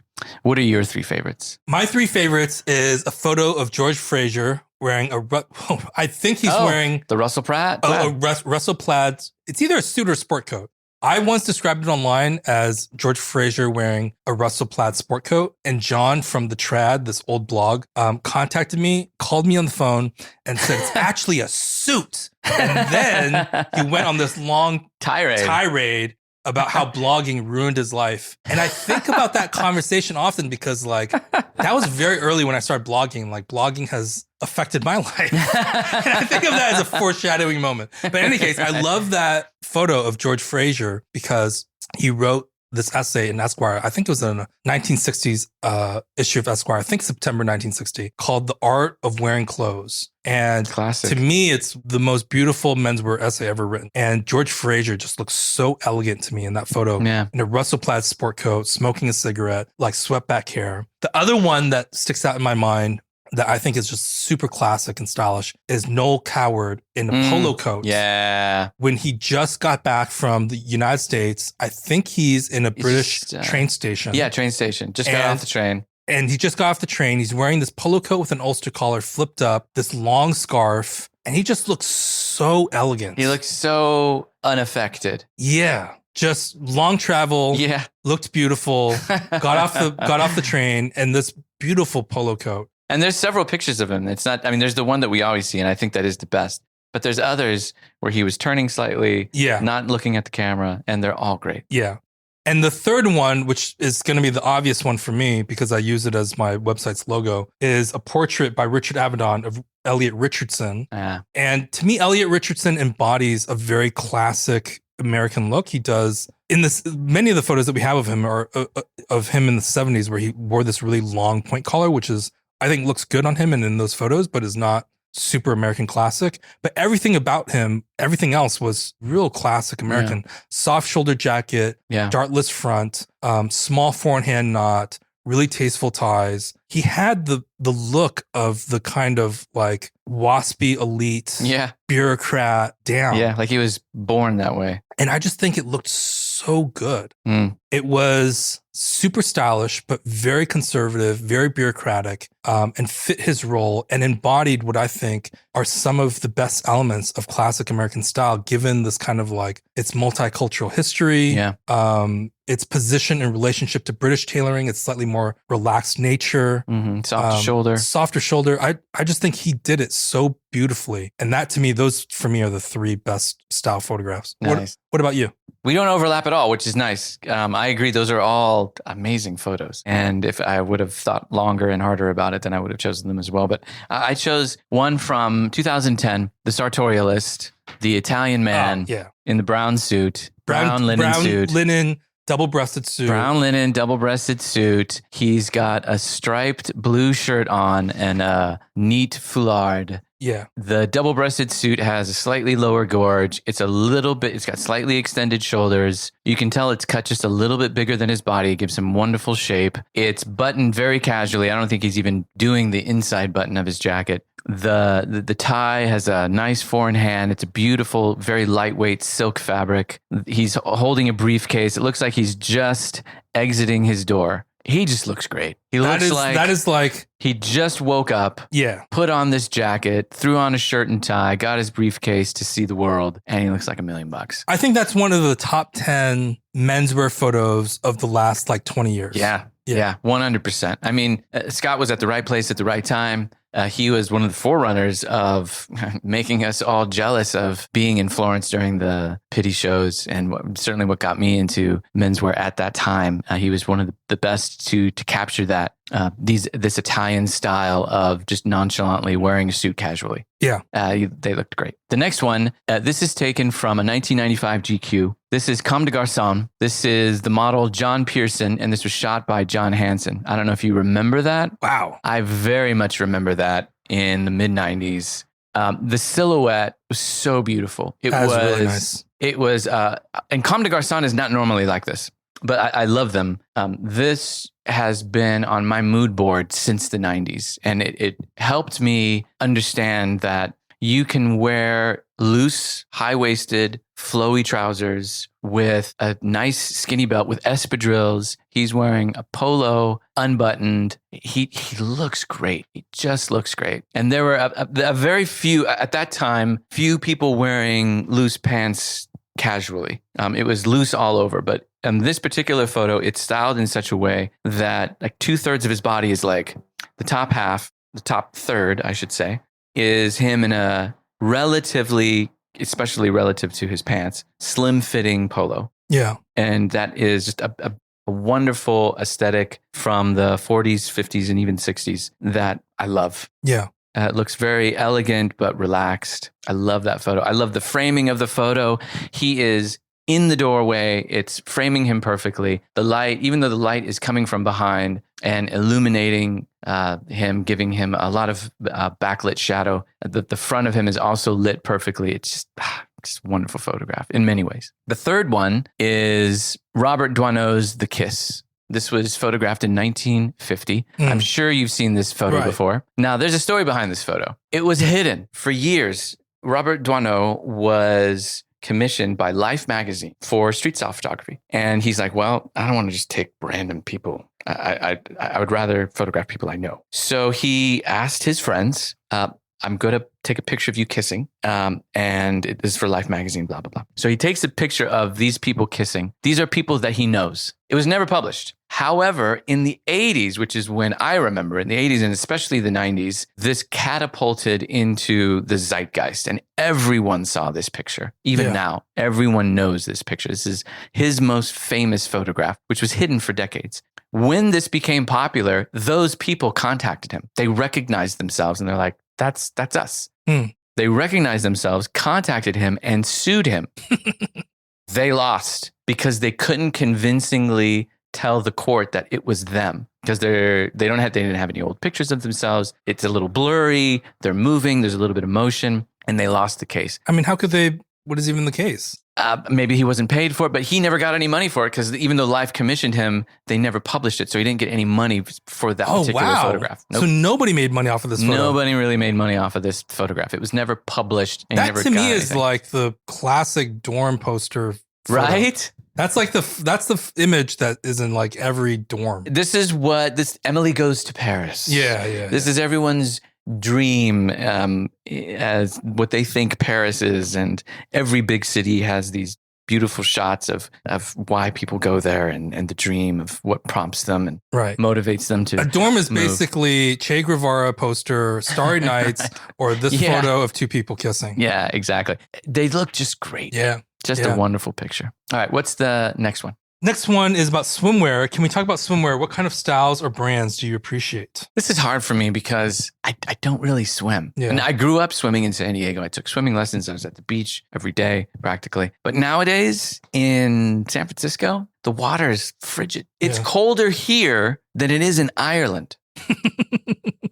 And also, San Franciscans don't have the habit of jumping into 36, 42 degree If you water. were to buy a It's pair of just swim crazy. shorts, where would you go first? I do have some swim trunks. Okay. And I was impressed, as many guys were, with Daniel Craig when he came out of the water and I think it was Casino Royale or LeVar Brown. Yeah. So I have a bunch of those. I have maybe 3. I can still fit in them, but they are rather short. I got the 007 short style because I also think it looks good with that kind of aesthetic. So if you're looking for the kind of 50s, 60s aesthetic, if you're looking, you can go back to Sean Connery when he wore swim trunks. They were on the relatively high-waisted, short leg style. It looks great. They have longer inseams. They do. So they have, the short one is the Sutter. The longer one is the Bulldog. That's by far the most common. That has a nice, generous think it's like a 5-inch. That's a 5-inch, and they have one that's a 7-inch as well. Yeah, I think the Bulldog is like the Goldilocks. Yeah, it's not thigh bearing, but it's not like board short. Yeah, right. Yeah. So I think like Orla Bar Brown to me is nice in that if you want to go swimming, or if you want a pair of swim trunks, like let's say if you're going on vacation and you are at a hotel and you're swimming, you could swim in Orla Bar Brown's swim trunks, throw on like a terry cloth polo, wait until you dry off, like, like sitting by poolside. And those shorts, weirdly, once dry, they look totally fine. They don't look like swim trunks. Yeah, they don't look like swim trunks. They basically are something that you can wear with the terry cloth polo, like go to the hotel bar. Yep. And so you won't look like you're just came out of the water. Just came out of the water. You have to wait for the shorts to dry, but like just sit by poolside for like 20 minutes. Wear them with a pair of espadrilles and you can walk around town. The ones that are a little bit more casual, Birdwell beach breeches. Yeah, but those are shiny. I have a pair. Shiny and super casual. They're shiny and super casual. Weren't they originally from a sailing cloth? Yeah. That's the story. Yeah. Yeah. My dad had a pair and got me a pair when I was a kid. And I still have them. They're basically beach shorts. They're not Very like... much, yeah. They look like swim trunks. I mean, you could wear them. I mean, you could wear anything anywhere nowadays. But to me, if you're going to the beach, Birdwell beach breeches, really good California vibe. Yep. Patagonia baggies. Yeah. Super classic. But are they swim trunks? Yeah. Okay, sure. Yeah. I mean, you can swim in anything, I guess. I mean, they're like made from a quick drying nylon fabric. Yeah. Have a mesh thing for your boys. For your boys. Another company that I like is called Onia, O-N-I-A. Oh. They do fun prints that I'm not crazy about, but in solid colors. I think they're super tasteful. They do a good pair. Orla Bar Brown to me is like the swim trunks that you buy if you want to look like someone who reads the Monocle or something, Yeah. If you have like a soft power score kind of thing. If you feel like all of your nemesis are trying to kill you while petting cats. Yeah, it's just a very refined man's option, whereas the other three, I think, a little bit more casual. I would also just check J. Crew. Yeah, exactly. Sure J. Crew would have something. The next one is what clothes and shops we admire. First question under this heading is, what are some items of clothing that you personally would never wear, but think are especially cool? Well, let's start with that one. I have quite a few. La Mer. You would never wear them? Well, I would like to say I would wear them. And I would look really good in them because they look really good on everyone. Yeah, they do look good on everyone. But would I wear it in San Francisco? I feel like with La Mer is actually the most accessible. There's Jean Van Esche, Frank Leader. These are clothes that I think look amazing. And I would try to wear them, but my lifestyle just does not fit those clothes. Yeah. I adore La Mer. Cardo is another example. I tried Cardo and I would probably wear Cardo a little bit more because I'm in California and it's sunny and it does get warm from time to time. But La Mer, Frank Leader, Jean Van Esche, Rick Owens, Comme des Garçons, my lifestyle and where I live, it's just not me. Yeah, I think La Mer is really easy to wear. I feel like you could do that in San Francisco. The ones that But you gotta do head to toe La Mer. You can have the twisted pants, but head to toe La Mer, it looks so good. But I feel like I have to work. I think my sole job, if I wear head to toe La Mer, has to be walking Union Street all day long, in and out of coffee shops, brooding. Yeah, typing away on my laptop about why I think architecture. It's a pity that we don't that the big seven are not appreciated. Yeah. The Antwerp 7 are not appreciated as much as they should be. The ones on my list is a lot of dark avant-garde, Rick Owens leather jackets, MA Cross, CCP. CCP does those like boots with like paint drips on the soles. So cool. Super cool. I'm just not kind of guy to wear, but it is super cool. A lot of tech wear I think is super cool, but I tried wearing it and it just was like not me. Yeah. Acronyms, super cool. Yeah.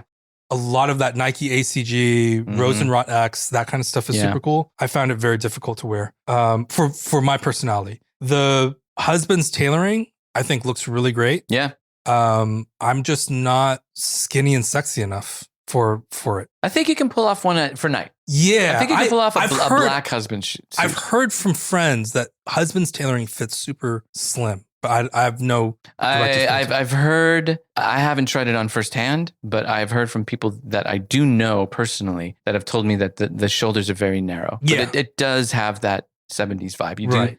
If you do go husbands, and they do made to measure from what I understand, and they do it well, but you may want to reconsider if you have broad shoulders. There's also a guy who's the buyer for Fascinate the R, which is a store in Japan that I think sells cool clothes. But the buyer wears this kind of, I don't know how you describe that. It's like a dark, flowy monk aesthetic. I don't know how to describe this either. I like it. I think he looks super cool. I like it a lot. Like gray-haired Asian dude, flowy clothes. Yeah, oversized. Everything's buttoned up pretty much to the top. Very, very dark colors. Yeah. I think he looks great. We'll have a link in the show notes. I wish I could wear that, but oh, wow. I don't know very if it's cool. me. Yeah. So there's a lot of aesthetics that I appreciate, and I think it's good that you acknowledge those aesthetics. And also, if you feel like experimenting, just consider who you are, where you live, and your personality. Sure. The same person asked, what is a bespoke item that someone else commissioned that you're most jealous of? Okay. Well, mine is super easy. Mine is super easy too. This is our friend Vox Sartoria. This is his guard's coat in a crazy 32-ounce cashmere. Pure cashmere. Probably costs as much as I make in a year. I think from memory, the fabric was $1,000 per meter. I think. That's actually not as expensive as I thought. Which means that for an overcoat, you need about 4 meters for an overcoat. So it's $4,000 just alone. for the material. Yeah, but it was a 32-ounce pure cashmere done through the London Lounge Everest cloth, and he did it as a guard's coat. That's so beautiful. It's looks really nice. So great. Just the fact that it's a guard's coat, which you rarely see. I love the buttoning point. I love the shoulders. I love the drape. I love the gauntlet cuffs. I love the length. Beautiful. Yeah. Super envious of that coat. Mine is very, very similar. It's the Florentine Ulster coat. Oh. Usually done by Liverano. Yeah. But in recent years, you can also get them from Liverano expats, including, I think you pronounce his name, Kwamal Salimi, and also Hojun Choi, both Liverano expats. It's basically, the Ulster coat is historically a rustic country coat made from things like tweed, but the Liverano version is often in navy, like a very heavy structured navy English overcoating. The Carlo coat has a similar collar. Yeah, it's very similar to the Carlo. Yeah. And I just think it's so... It looks great with jeans. It looks great with jeans. It looks good with tailoring. It's got set-in sleeves. Yeah. It's it can or it doesn't have to have gauntlet cuffs, but sometimes it does. It looks really nice. It's just it seems like a very, very good one overcoat kind of. I mean, we were talking earlier about overcoats. Yeah. But that one is one that I would rather. You don't have to get it from a Florentine tailor, but since I admire the Florentine version, that's the one that I admire the most. Would you ever get one? Yeah, if any of those Florentine tailors visited the Bay, but they don't. Okay, open invitation, Florentine tailors. The next heading is first versus third person design. The reader writes, I was listening to an interview with Errolson Hugh where he described his work as first person design rather than third person design, focusing more on the experience of wearing the clothes versus how someone looks at them. He was discussing this around why he spends so much time on pockets, but how he thinks both approaches are valid. I've been thinking about it since with my clothes, which feel really good to wear and which I like the way I look in. Is there anything in your wardrobes that feels particularly designed with the first or third person perspective in mind? When it comes to first versus third person perspective in mind, in my closet, a first person garment I have is, I think, the photographer's jacket. That's very much how I, the wearer, am using it, right? Am I misunderstanding so this? the first person, you're saying the photographer jacket because it was built for photographers. Yes. I mean, you can kind of get away with it because you're an actual photographer, but I would argue that the photographer's jacket, engineer garments, and all of those weird jackets with tons of pockets is very third person. Really? Because you're buying something to look cool. It is an incredibly impractical garment. Because what I end up doing, because I only carry keys, phone, and a card case. And so then you put the thing in the jacket. It doesn't have a designated pocket. While you're walking around, you're just thinking like, where did I put my keys? Right. And you're just like searching through all these pockets. The worst is if you put it in the jacket and then you hang it up The next day, you're man. like going through Yeah. not only your photographer jacket, but your archive of all these weird Japanese clothes, trying to find your wallet. You have to get out of the house. Is it in pocket number 2 or 15? You know, like you have to get out of the house, and it is like an insane. This is one of the things that I struggled with this question, because to me, the simplest clothes make my life simpler, That's true. but they are then sometimes very boring. So I think of a couple of things for first person design.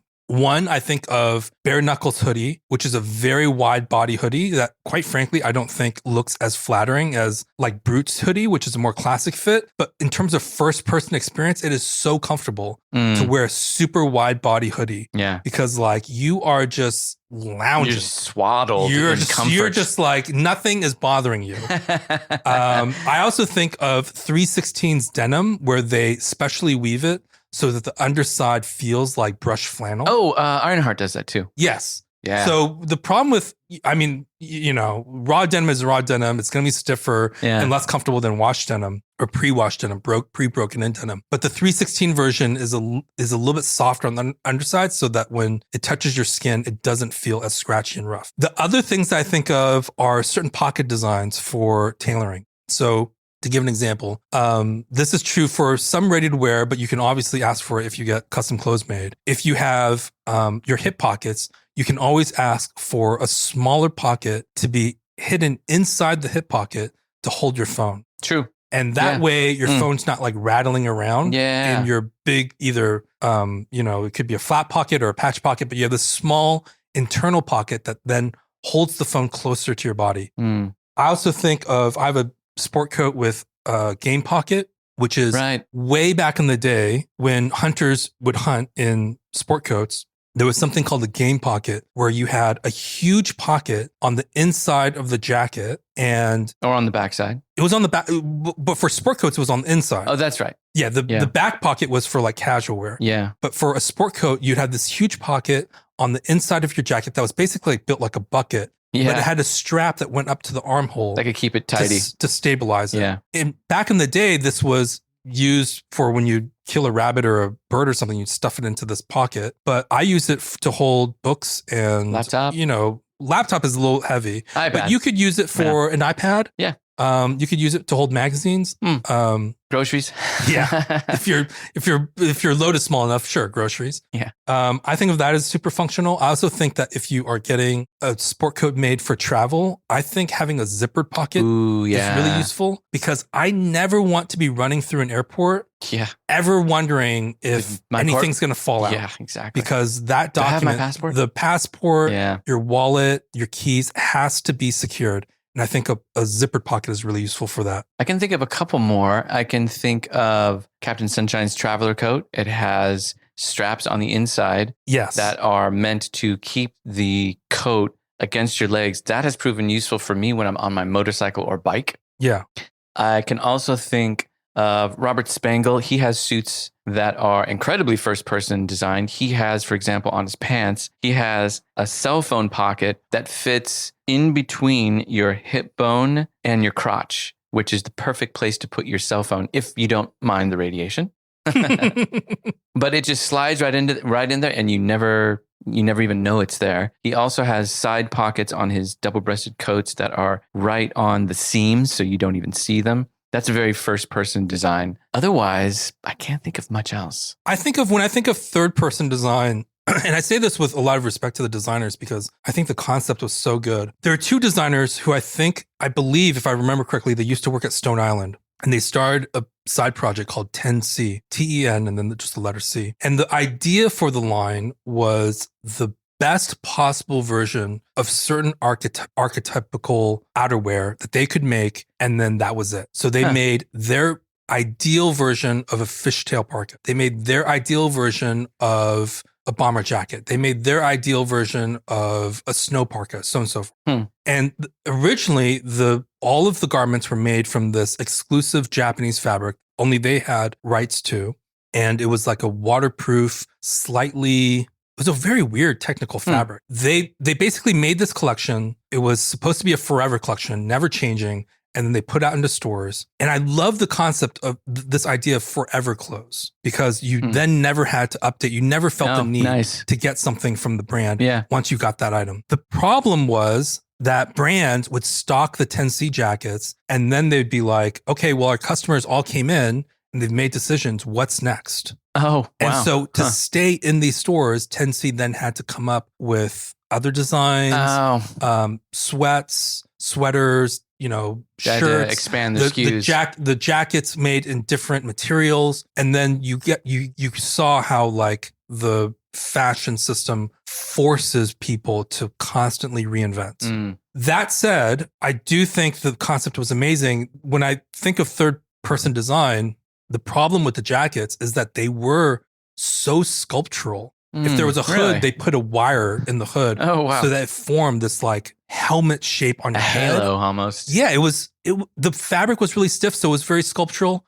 It looked so cool when worn, but when I was like, I bought 2 of the jackets and you'd wear this and you knew you looked great. And then you go into a restaurant and it's like, okay, I'm going to like take off this like origami, structural, architectural piece of outerwear and set it beside me. Do you mind if like everyone scoots over and like another person being my parka is now like next to me? It's just one of those things where sometimes something looks really cool. I still love the brand and I think they do incredible outerwear.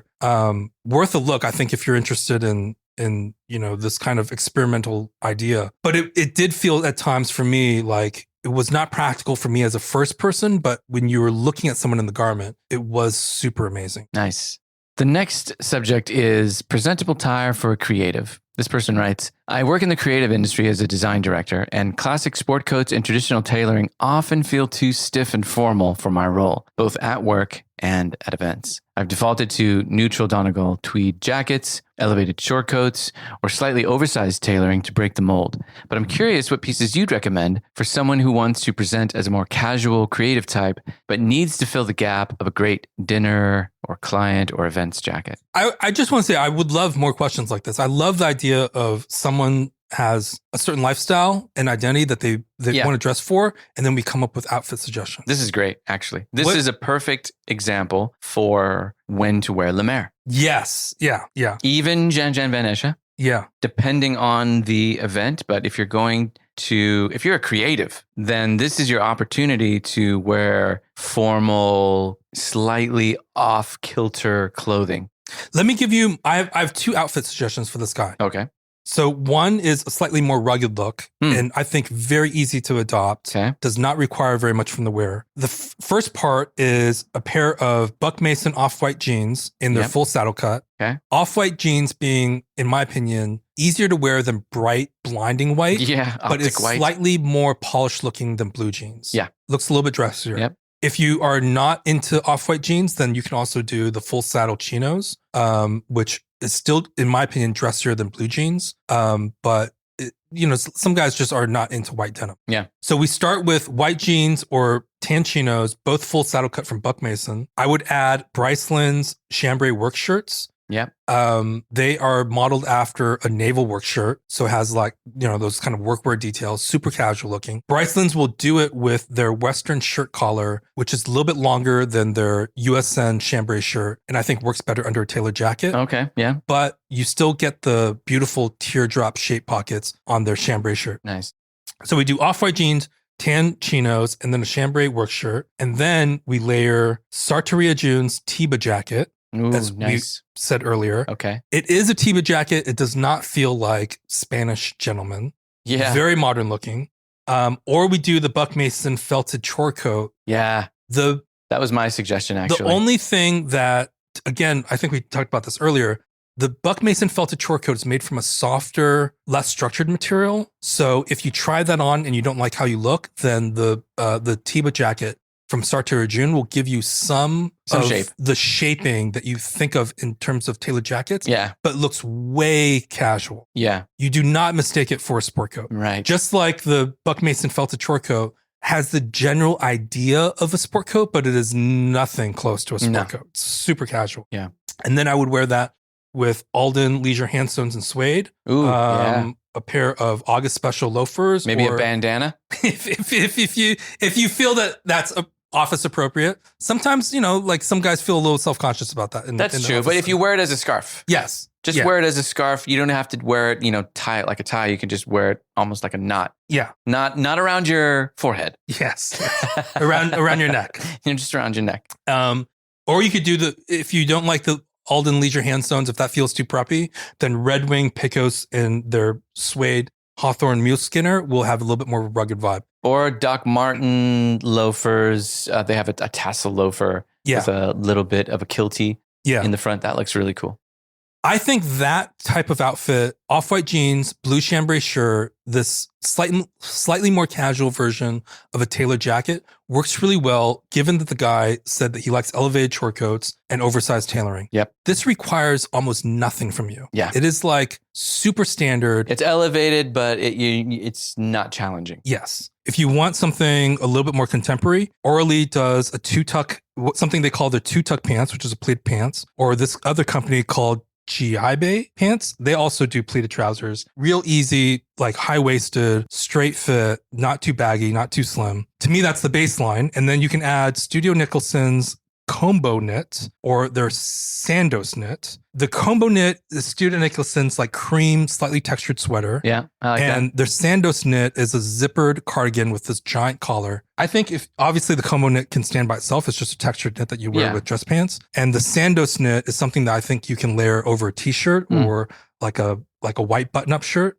That to me is something that you can wear indoors and still adds like a finishing layer while looking contemporary. Stofa does a road jacket in like all sorts of materials from cotton canvas to woolen silk that I think would work really well with those dress pants. Yeah. If you are looking for something a little bit more suited for winter, then Lemaire's wrap coat. Oh, yeah. And I would then again finish that off with a pair of Lemaire loafers or August Special loafers or Muirman's loafers.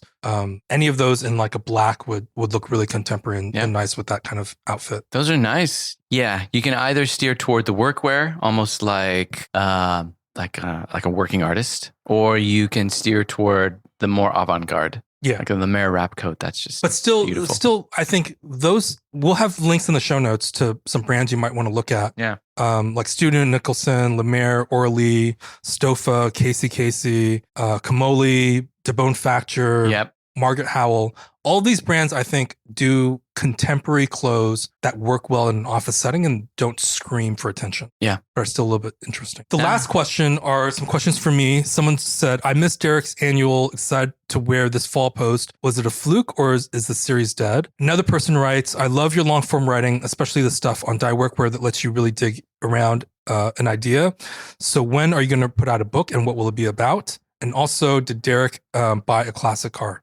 I missed the fall post. I had it half written. The problem is someone else asked a question of where do I get inspiration for posts? It often comes from these kind of like really random places. So I started writing this post on stuff that I'm excited to wear for fall. And I thought like, what am I excited to wear for fall? And I thought, well, cozy clothes.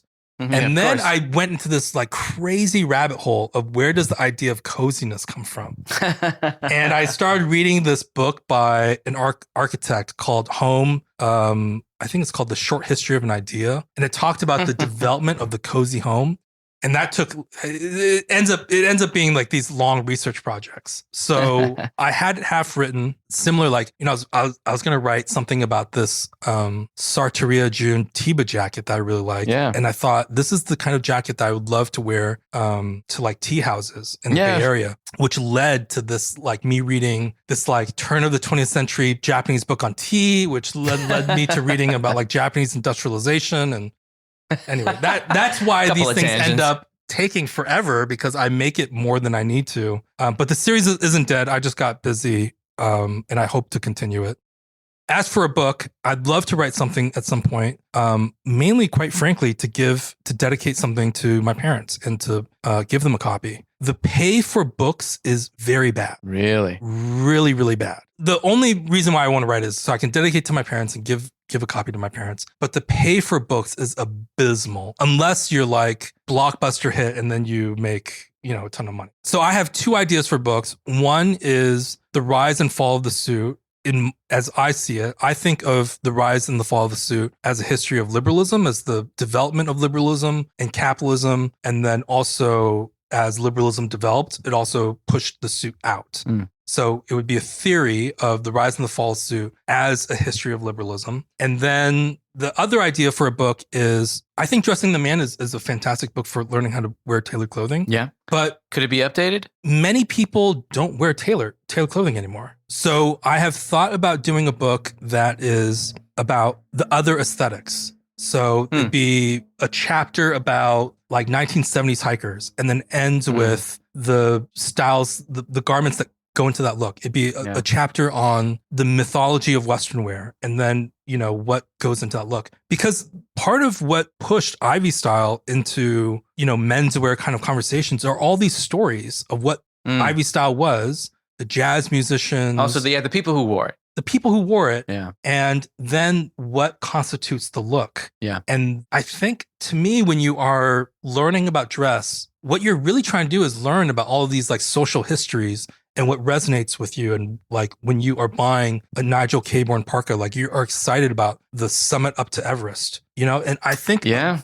book that talks about those histories packaged in a way that gets you excited to wear about clothes, but gives you an idea why a Western aesthetic looks the way it does, that I think would help people develop their fashion language, if you will.